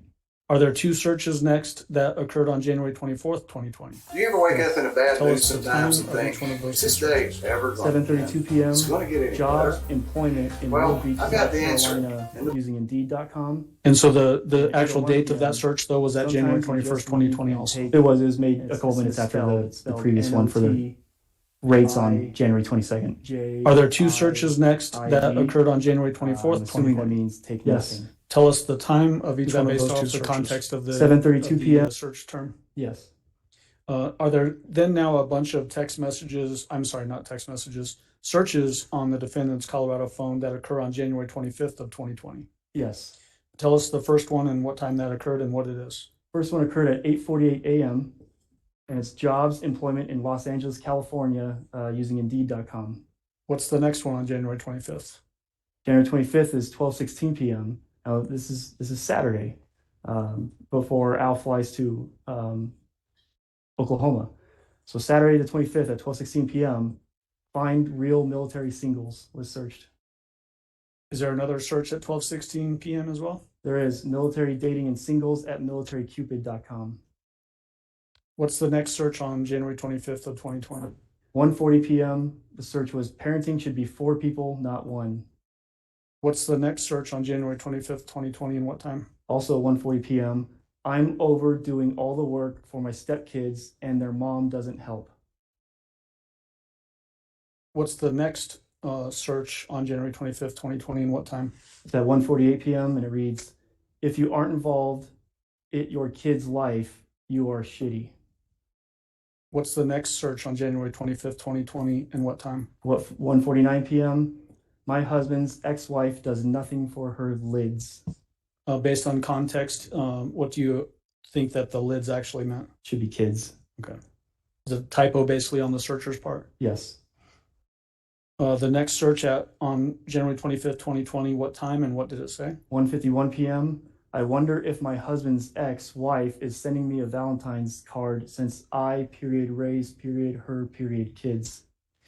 Does that coincide with what we talked about earlier with text messages from the defendants originating from the defendant's phone having periods instead of spaces sometimes? Yes, primarily happens in a lot of the searches with the periods in between. Okay. What is the next search on January 25th of 2020 and what time? 1:54 p.m. One day, some people will wish they treated you differently. What is the next search on January 25th, 2020 and what time? 7:57 p.m. Find me a rich guy who, wants me to take care of his kids. What is the next search on January 25th, 2020 and what time? 7:58 p.m. Find a guy who wants me to take care of, his kids and get paid. What is the next search on January 25th of 2020? This is at 9:11 p.m. and it's apartments for rent in Fort Lauderdale, Florida on Trulia.com. What is the next search on January 25th, 2020? 9:13 p.m. 1 bed, 1 bath apartments for rent in Fort Lauderdale, also on Trulia. What is the next search on January 25th, 2020 and what time? 9:15 p.m. Craigslist, South Florida jobs, apartments for sale, services, community, and events.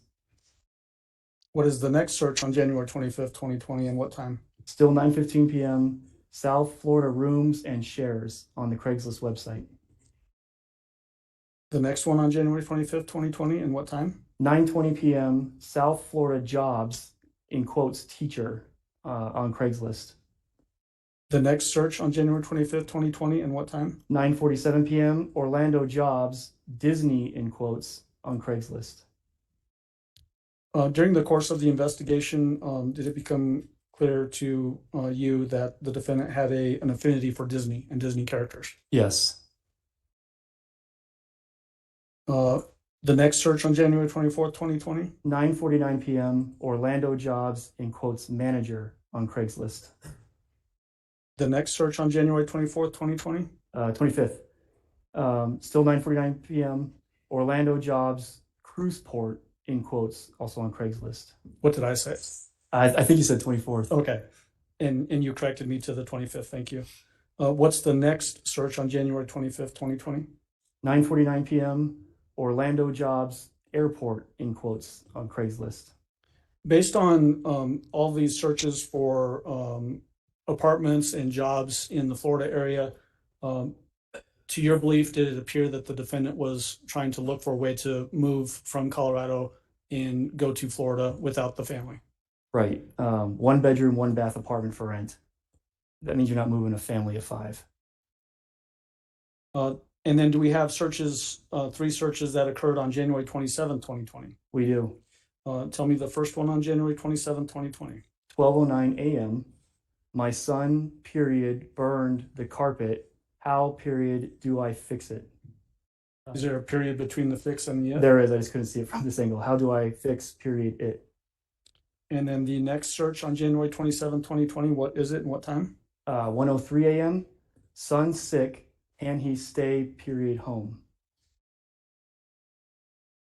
And then the next search on January 27, 2020, what time? 2:42 a.m. Craigslist, Orlando, Florida. Jobs, apartments, for sale, services, community, and events. And for context purposes, is January 27th, later that day, the day that the defendant called 911 to report Gannon as a runaway? Correct. We have then several searches on January 28th, 2020. Is that correct? There are, yes. What is the first one on January 28th, 2020? 4:15 a.m. What is the process for period our runaway child? And the next one on January 28th, 2020? 4:16 a.m. Police steps for our runaway. The next search on January 28th, 2020? 4:16 a.m. Police steps for period our missing child. The next search on January 28th, 2020? This was the 7:17 a.m. one. Find cheap rental car deals on Priceline. Does this coincide essentially with the defendant renting that Kia Rio at the Colorado Springs airport on this particular day? Correct. The next search on January 28th, 2020? At 8:17 a.m. $37 a day compact car. And then the final search on January 28th, 2020? 12:57 p.m. Can Nintendo find my Switch? And then now do we have two searches on January 29th? Correct. Tell us the first search on January 29th as it's relevant to this investigation. Both were at 2:34 a.m. And the first one reads, I want immunity because it was gang related. And the second one is this GregHillAssociates.com. She read an article about be careful about being granted immunity and not testifying. And does that immunity thing come up in the recorded phone calls between the defendant and Mr. Stauch during those consensually recorded phone calls that we heard testimony from? Numerous times. All right. I'm going to switch out the exhibits and move on to People's Exhibit 720.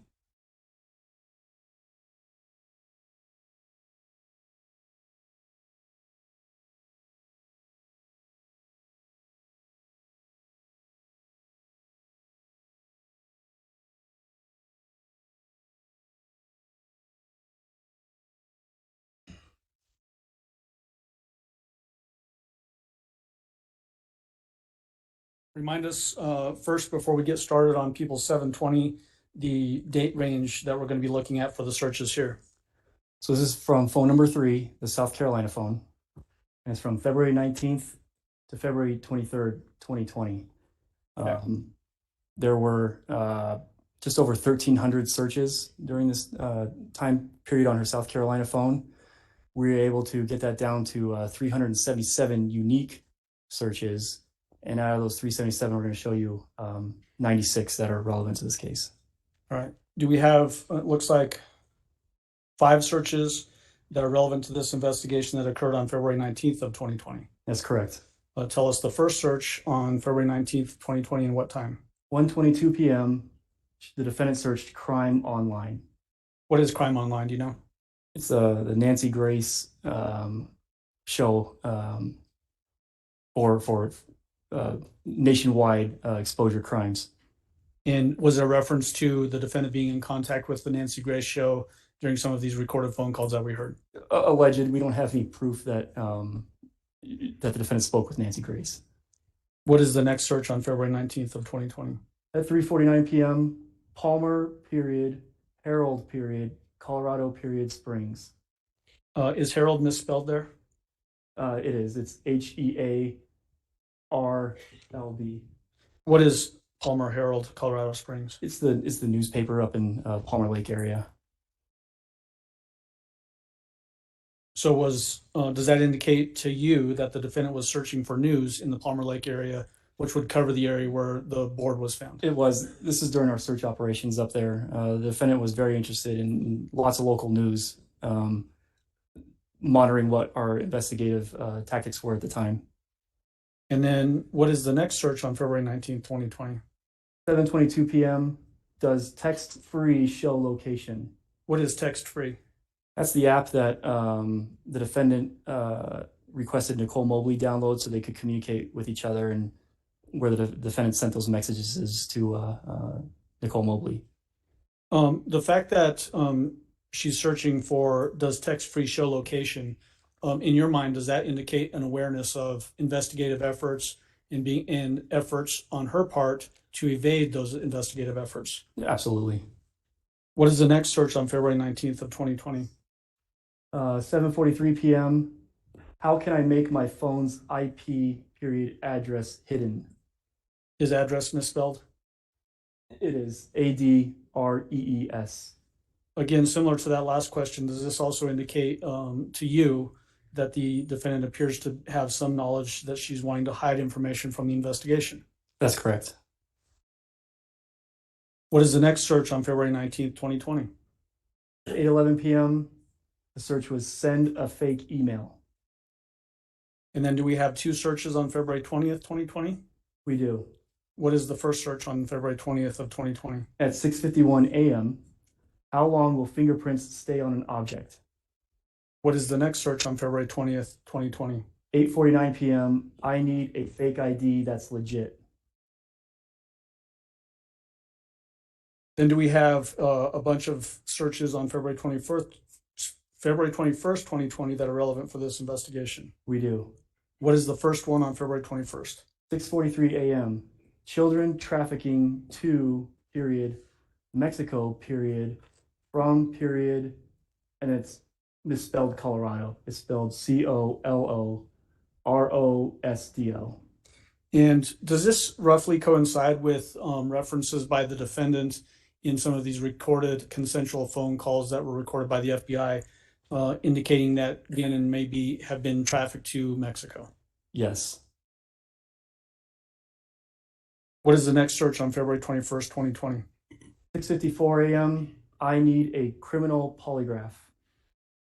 And the next one on February 21st, 2020? A few minutes later at 7:08 a.m. I need a fake criminal polygraph. The next one on February 21st, 2020? 7:21 a.m. Fake polygraph test. The next one on February 21st, 2020? 7:35 a.m. Can you get away with fake lie detector? And it's misspelled. DETEXTR website. These searches for needing a criminal polygraph, fake criminal polygraph, and can you get away with a fake lie detector test? Does this indicate, in your mind, that the defendant had some awareness of trying to evade the investigation in this case? Yes. What is the next search on February 21st, 2020? 9:52 a.m. Gannon Stauch, El Paso period, searching in landfill. Was there in fact searches of landfills trying to locate Gannon's remains? There were. Was that publicized? Briefly, if I recall right. And then what is the next search on February 21st, 2020? 11:26 a.m. Search efforts for Gannon Stauch. The next one on February 21st, 2020? 6:46 p.m. I need, and it was misspelled MEED, to change my look to hide. And the next search on February 21st, 2020? 6:47 p.m. Face disguise. The next search on February 21st, 2020? 6:49 p.m. Full face and then change, but it's misspelled CHAMGE. And the next search on February 21st, 2020? 6:51 p.m. First face transplant woman. The next search on February 21st, 2020? Also at 6:51 p.m. Full face transplant. The next search on February 21st, 2020? 6:51 p.m. Face, but it's misspelled FAVE. Transplant near me. The next search on February 21st, 2020? 6:53 p.m. Full face plastic surgery. The next search on February 21st, 2020? 6:56 p.m. Full face plastic surgery, Atlanta. Those searches, as it relates to this plastic surgery, face transplant, and that sort of thing, in your mind, did that indicate an effort to change her appearance to evade the investigation? Yes. What is the next search on February 21st, 2020? 7:23 p.m. Need a guy who wants me to move in. The next search on February 21st, 2020. 7:24 p.m. Find a man with a place to let me move in. And then do we have, let me see, 4 searches on February 22nd, 2020? Yes. What is the first one? 9:50 a.m. Change my facial appearance, but appearance is misspelled APPEARMCE. And the next search on February 22nd, 2020? Also at 9:50 a.m. Drastic ways to change your appearance.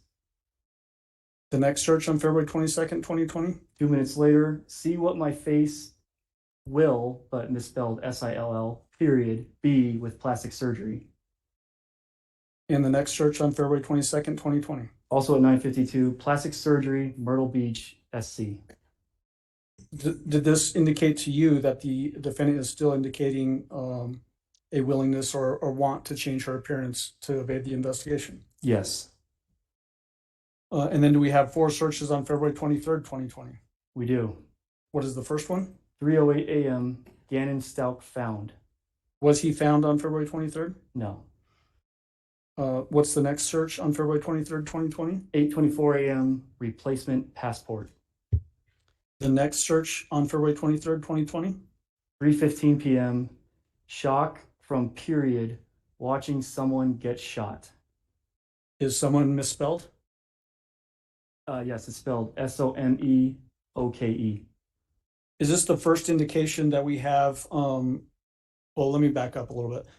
Gannon's body still had not been found by this time, right? Not yet.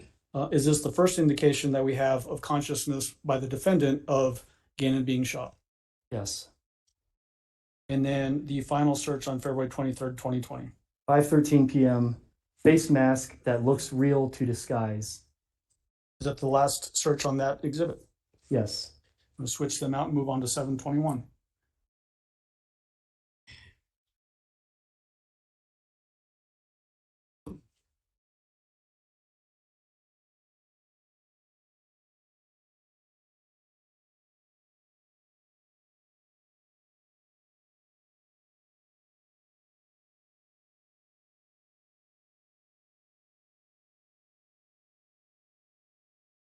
What are the date ranges for People's Exhibit 721? So again, still from the South Carolina phone number 3. February 24th, 2020 through February 26th, 2020. We have what looks to be 7 searches on February 24th, 2020. Yes. What is the first one? 9:14 a.m. GoFundMe, Tisha and Harley support, but support is spelled AUPPORT. And the next search on February 24th, 2020? 1:23 p.m. How long does it take to get DNA? Next search on February 24th, 2020? 1:24 p.m. How long does it take to get DNA from crime? And the next search on February 24th, 2020? Also 1:24 p.m. How long does it take to get DNA results from a crime scene? The next search on February 24th, 2020? 1:26 p.m. How long does it take police to get DNA results? The next search on February 24th, 2020? 1:39 p.m. How long does it take police to get DNA results in Colorado? And then the final search on February 24th, 2020? 1:39 p.m. How long does it take police to get DNA results in Colorado Springs? And then are there 5 searches of relevance to this investigation that occurred on February 25th of 2020? There are. What is the first one? 5:49 a.m. Make a security video. And the next one on February 25th, 2020? Also at 5:49 a.m. Make a security video past tense. As it relates to that particular search, in your mind, does it appear that somebody is trying to create what would look like an old security video to throw off the investigation? And alter it to whatever narrative you want it to fit, yes. Okay. The next search on February 25th, 2020? 4:12 p.m. I need a new social security number to hide. The next search on February 25th, 2020? 4:28 p.m. Apply for a social if I lived on an Indian reservation. And then the final search on February 25th, 2020? 6:56 p.m. Cadaver dog. And then the remainder of the searches on this exhibit 721, do they all occur on February 26th of 2020? They do. All right, let's start with the first one. What is it? 6:18 a.m. Do they check in ditches under bridges? The next search on February 26, 2020. 6:18 a.m. Maintenance under ditches under bridges. The next search on February 26, 2020. 6:57 a.m. Can I get a plea with no jail time? The time is misspelled, just IME. The next search on February 26, 2020. 7 a.m. Criminally negligent homicide in Colorado. The words criminally negligent homicide, are those very specific words that people familiar with the criminal justice system would be more aware of than regular people in the community? Speculate. He's a crime analyst, Judge. Yeah, but I don't know that you would need to lay some different foundation for his knowledge of general community versus, I guess, not general or legal community, I guess. I'll withdraw the question, Judge. Okay. The next search on February 26, 2020. 7:30 a.m. Can I find a rich guy?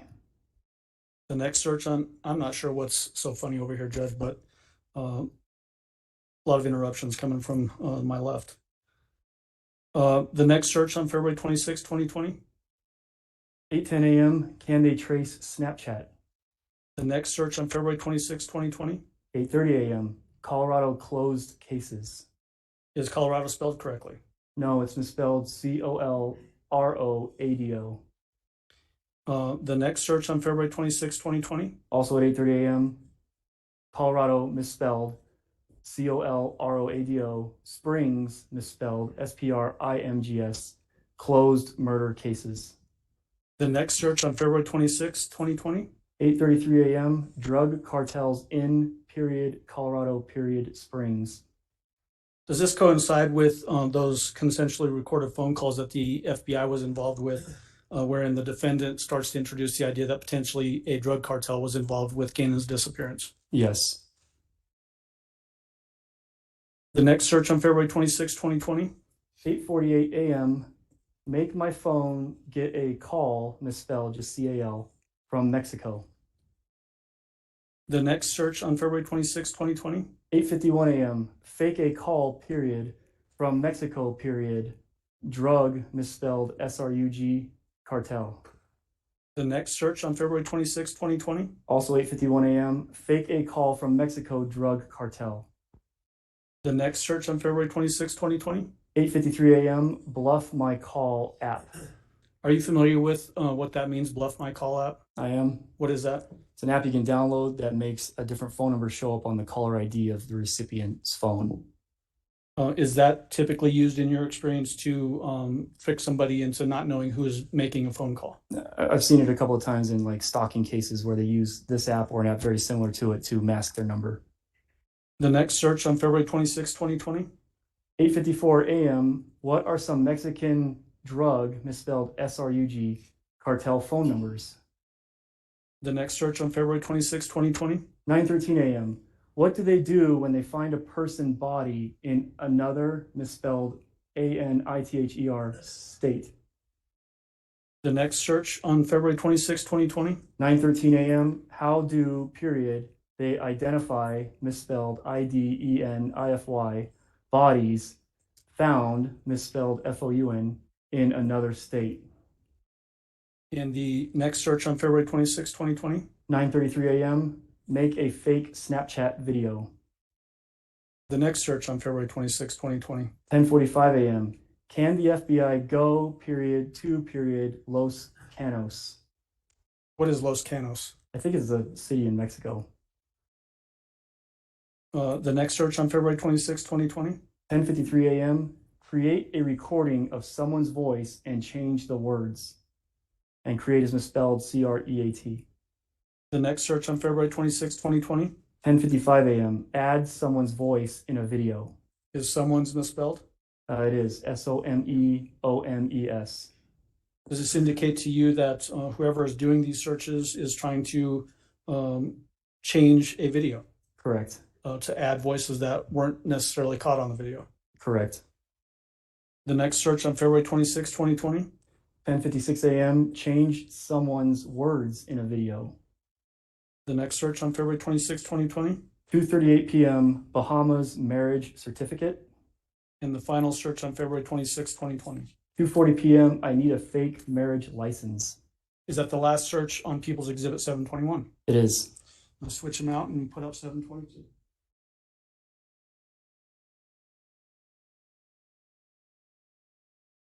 If I don't take out a light first.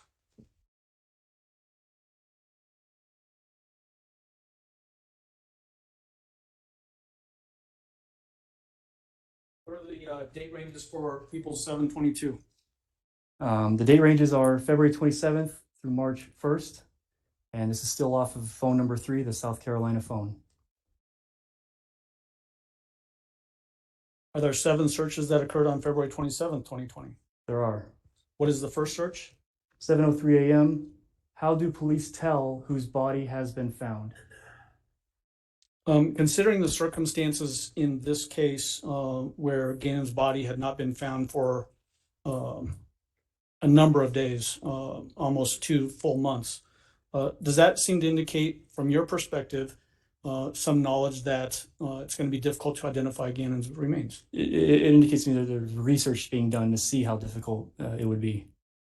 What is the next search on February 27, 2020? 7:58 a.m. Can God help me escape jail time? And escape is misspelled ESCAOE. The next search on February 27, 2020? 8:05 a.m. How do, period, they identify whose, misspelled WHOS, blood is at the scene? The next search on February 27, 2020? 8:35 a.m. Find people who want to go to, period, jail. The next search on February 27, 2020? 8:58 a.m. Spanish girl names. Is Maria Sanchez a Spanish girl name? Very traditional, yes. Is Little Lucia potentially a Spanish girl name? Lucia is, yes. The next search on February 27, 2020? 9:04 a.m. Petco, Nevada, Colorado Springs.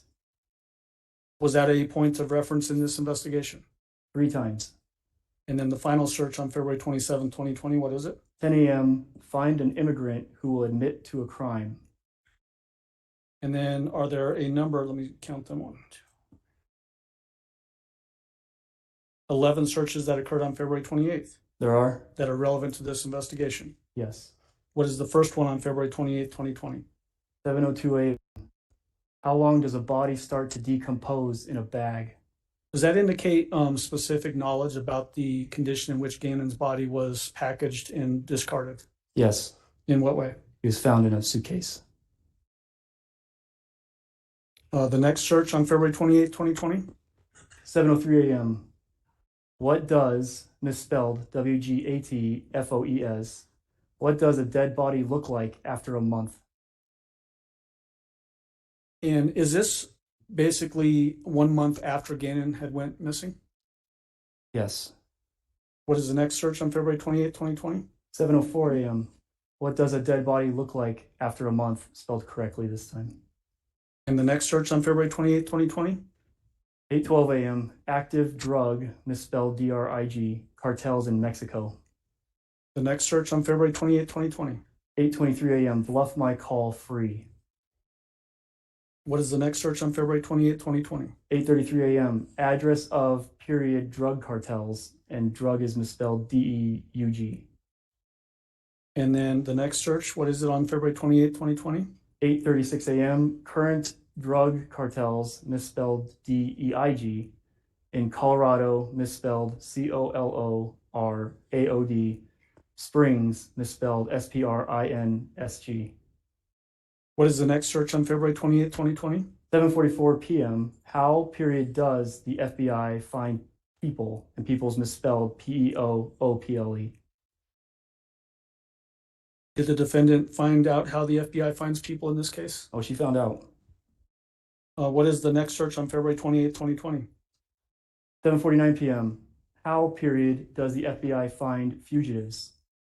And the final search on February 28th, 2020? 7:49 p.m. And there's 2 more. I'm sorry. How, period, does the FBI find fugitives? And then how fugitives avoid capture. Are those both at 7:49 p.m.? Correct. And then do we have now 3 searches that occurred on February 29th, 2020? We do. What is the first one? Casey Anthony, What time was that? 6:27 a.m. And just for reference sake, who is Casey Anthony? Casey Anthony was a wildly in the news case where Casey Anthony is a mom who stood trial for the murder of her young daughter, Kaylee.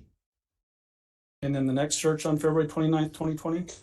6:29 a.m. Casey Anthony and Patrick McKenna. Do you have any idea who Patrick McKenna is? I don't. Okay. And then this next and final search on February 29th, 2020 that is relevant to this investigation. 1:30 p.m. When does FBI take over a case? And then the final searches on this Exhibit 722, do they all occur on March 1st, 2020 as it's relevant to this case? They do. What is the first one on March 1st, 2020? 3:58 p.m. How to make my fingerprints not scan. The next search on March 1st, 2020? 4:03 p.m. Fingerprint rubber. What is that a reference to based on the way you take that? Trying to get fake fingerprints. So your fingerprints can't be identified. Okay. And then the final search on March 1st, 2020. 4:03 p.m. Fingerprint rubber to make fingerprint. May I have just a moment?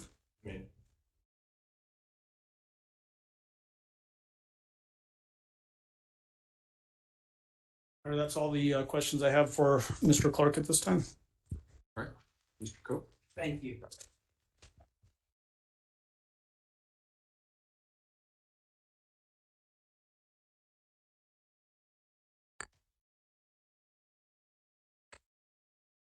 Good afternoon. Good afternoon, Mr. Cook. I just have a few questions. You mentioned Dr. Torres. You were asked a question about Dr. Torres who testified. And did you see the interview? Were you in the courtroom when the Dr. Torres or Mr. Allen or Mr. Young was playing the CH or CMHIP interviews with Ms. Stauch? Oh, yes, sir. Okay. Was Dr. Torres, was she one of the individuals that was asking the questions and I guess was behind the glass on the interviews you watched? Yes. Okay. And was that at CMHIP? Is that Colorado Mental Health Institute at Pueblo? Yes. Okay. All right.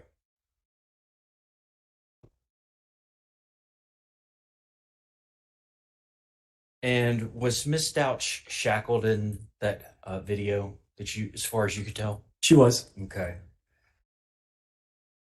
And is CMHIP, is that a facility? Is that a lockdown facility? I mean, people just don't come and go as they please. It's a lockdown facility. I would expect it to be, but I've never been there, so Okay. I don't know. All right. And talking about bath salts, way back this morning, what is your understanding of what bath salts are? Are we talking about, I'm having a tough day, I'm going to get some Epsom salt with eucalyptus in it and take a long hot bath? Is that what you mean when you're saying bath salts? I think that's the general term. Yeah, you pour it into a bath and it's supposed to help relax or de-stress, things like that. Okay. And were you aware of the other connotation or the other meaning behind bath salts a few years ago? I'm aware that people were smoking it and it was called the zombie drug. Okay. Now, were they smoking the Epsom salt bath salts or were they smoking a synthetic stimulant that's now been outlawed? That's my understanding, the second one. Okay, so when you say the zombie drug, we're not talking about people have found another use for Epsom salt and they're ingesting it some way. We're talking about a slang name for a totally different drug. I Is that believe so, correct? yes. Okay. I've never seen it, but that's how I understand it. Okay. And in the Volkswagen Tiguan, was there ever any DNA of Gannon's found in that vehicle? I don't recall. Okay. And do you know if it was tested for DNA? I don't recall.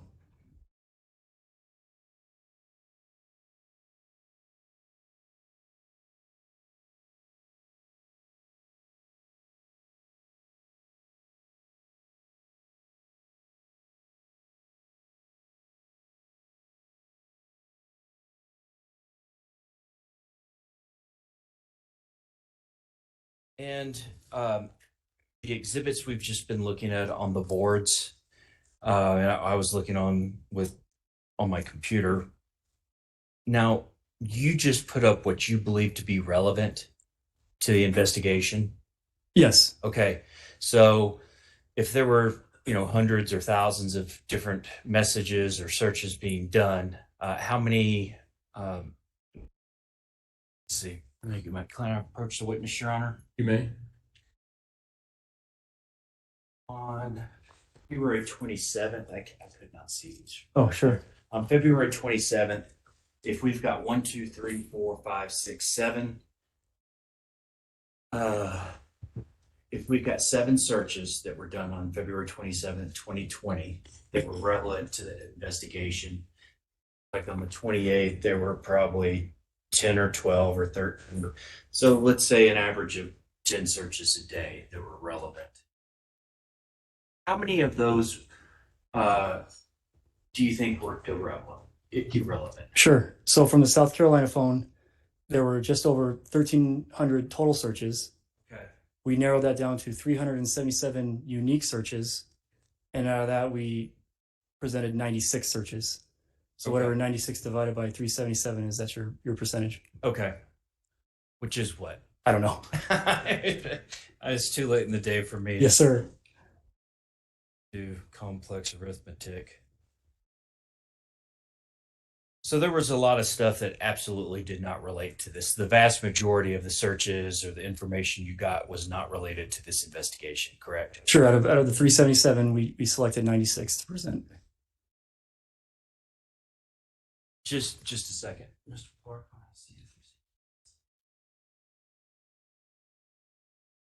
That's all I have, Your Honor. Thank you. Redirect. No, don't need it, Judge. Thank you. Do any of the jurors have any questions for Mr. Clark? Looks like we have one coming. Counsel, approach, please.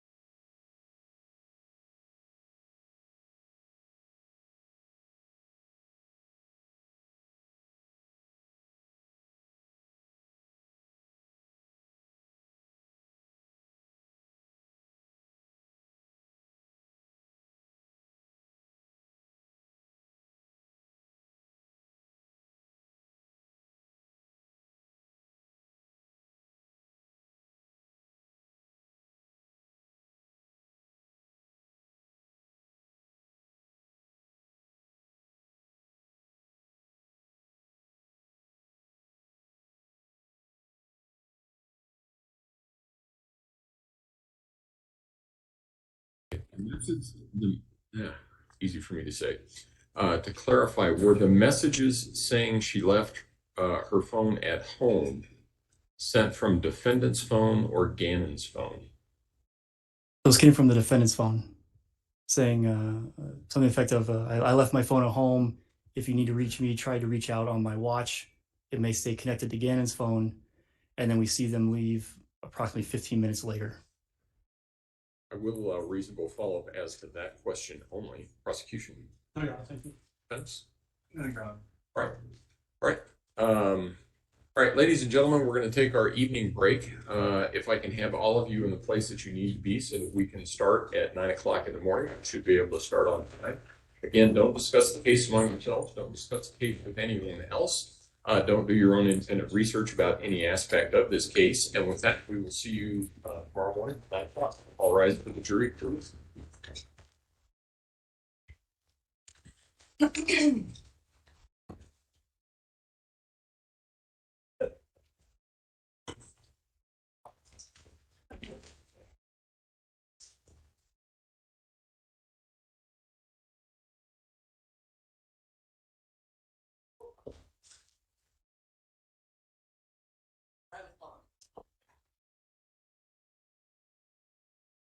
Thank you. May all be seated. Gregory Werner, let the jury has left the courtroom. Mr. Clark, you can go ahead and step down now.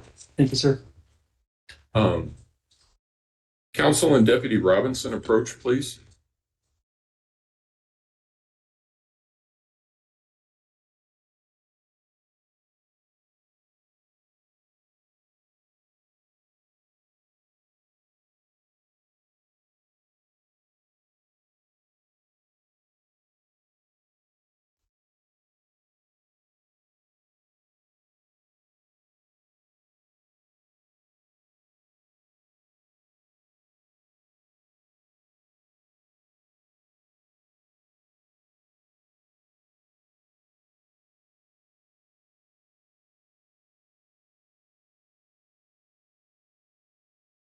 And prosecution, where are we? So basically, Judge, we're prepared to rest. We obviously need to do that in front of the jury. Right. What I'd like to do before we do that, Judge, we can either do it this evening before we leave for the night or tomorrow morning, is just do an audit on the exhibits that were admitted to make sure that we're all squared away as far as that goes. So I'd leave it to your preference whether you want to do that today or tomorrow. I will give the list again to Ms. Gratiano. I think she's the one that's doing the heavy lifting on your side. So I will give that to her, and we can check it tomorrow morning and see where we are before we start tomorrow, and go from there. So you would rest. You have your witness, Dr. Lewis, ready to go first thing in the morning? Dr. Niederhauser Oh, first. okay. Dr. Niederhauser did the bond week, 30 to 45 minutes. Right. Okay. And she's going to be bound by the TUI regulations. Is that what the issue is? That she's got, Niederhauser, yeah. or I'm sorry, Niederhauser. Yeah. Right. Okay. Yeah. She shouldn't be very long then, I would think. Okay. Okay. Then we will see everybody tomorrow morning at 9 o'clock and see where we are. So before we go to that, Judge, I think Mr. Young wants to make for the record on the Dr. Lewis situation that came up from earlier this Yes. morning. Go ahead. Thanks, Judge. I did get an email from Mr. Tellini. I just want to read it into the record and give the court an idea of what this email is. Okay. I don't consider it to be a report, but it reads as follows. Dr. Lewis and I visited with Ms. Stauch yesterday for around 3 hours. The conversation consisted primarily just going over her version of events. There was also talk about a softball injury Ms. Stauch suffered in high school, where she suffered a concussion and had her teeth knocked out. Obviously, that goes directly to the issues that we're going to be discussing.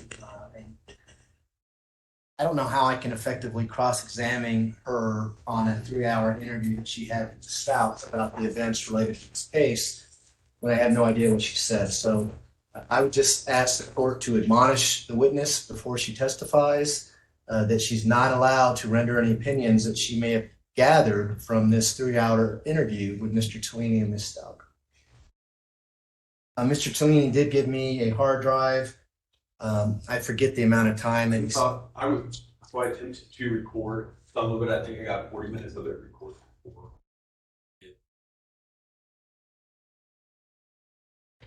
Well, first of all, this would not be a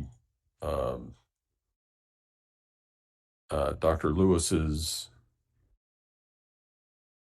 contact with Ms. Stauch yesterday could not be considered an evaluation for purposes of determination of sanity, because, for one thing, it doesn't comply with statutory requirements that any sanity evaluation in the state of Colorado must be audio and video recorded. And it sounds as though, I mean, I'm guessing from what's been mentioned, there's not any question that Dr. Lewis knew that because she audio and video recorded the first one. Yes. Okay. This is going over pressure. She went over. Now, I would not characterize this as a new. Well, and it won't be because she's not going to be able to testify about it. But I think, and what specifically is referenced, and I'm looking for it in her report.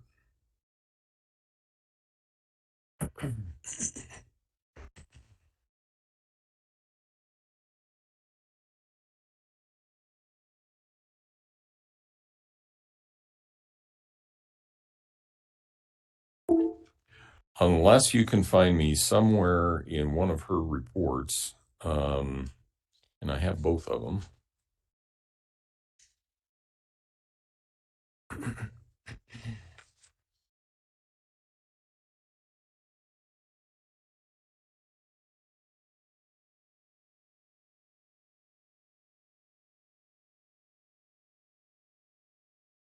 Okay, so Dr. Lewis's first report is about a 3-page letter. Dr. Lewis's second report is a 6-page letter, well, 7 if you include the signature. But unless you can show me somewhere in there that she references was told or had some information about some sort of softball incident where she sustained a concussion and had her teeth knocked out. She won't be talking about it tomorrow either. Well, it's contained in the state hospital. So, Well, let's go back then to show me in Dr. Lewis's reports where she comments on information. I don't care the source. It doesn't matter the source. Whatever source she's using, show me somewhere in her report where she references that she, Dr. Lewis, knew that Ms. Stauch had a softball injury resulting in a concussion and some lost teeth. And she further opines, show me somewhere in her report, that she opines that that event has some relevance to what's going on in this case. Absent that, it may be present in some other report, but it's not going to be admissible unless the prosecution somehow opens the door. If you think the door has been opened, you need to ask to approach and ask if I think the door has been opened. And then we'll go from there. But I didn't see it in any of her reports. I do have a vague recollection of seeing it somewhere, and I think it probably was in a CMHIP report, but I certainly don't have any recollection, and I have the reports. I was looking at them. They were right in front of me. I did not see anywhere in the information that's been provided by Dr. Lewis that she A, noted it, and B, somehow came to some conclusion about how important it was or how it related to Ms. Stauch's defense of a mental condition in this case. So if you can show me that I missed it, I'm happy to reconsider it. But other than that, she won't be talking about it, and I'll give her the admonition before we bring the jury in. Because tomorrow morning, it sounds is going to look a little strange because we're going to bring the jury in for 5 minutes. You're going to rest. I'm going to give the jury an instruction about what that means. Then we're going to send them back out. My guess is that Dr. Lewis is going to take most all day. Is that fair? Okay. So Ms. Stauch, you remember that I asked you all those questions last week. It might be that tomorrow I ask you the ultimate question, which is, what is your decision? So be aware that that may be a question that you need to answer tomorrow. Do you understand? Is that a yes? Okay. All right. All right. Then with that, Ms. Gratiano, I will leave this with you, and we can talk about it in the morning. I think we're all pretty close because we did that matchup. It was either last week or the week before, and we weren't off by much. So I think we should be okay, but it shouldn't take too very long. So with that, court will be in recess. All rise.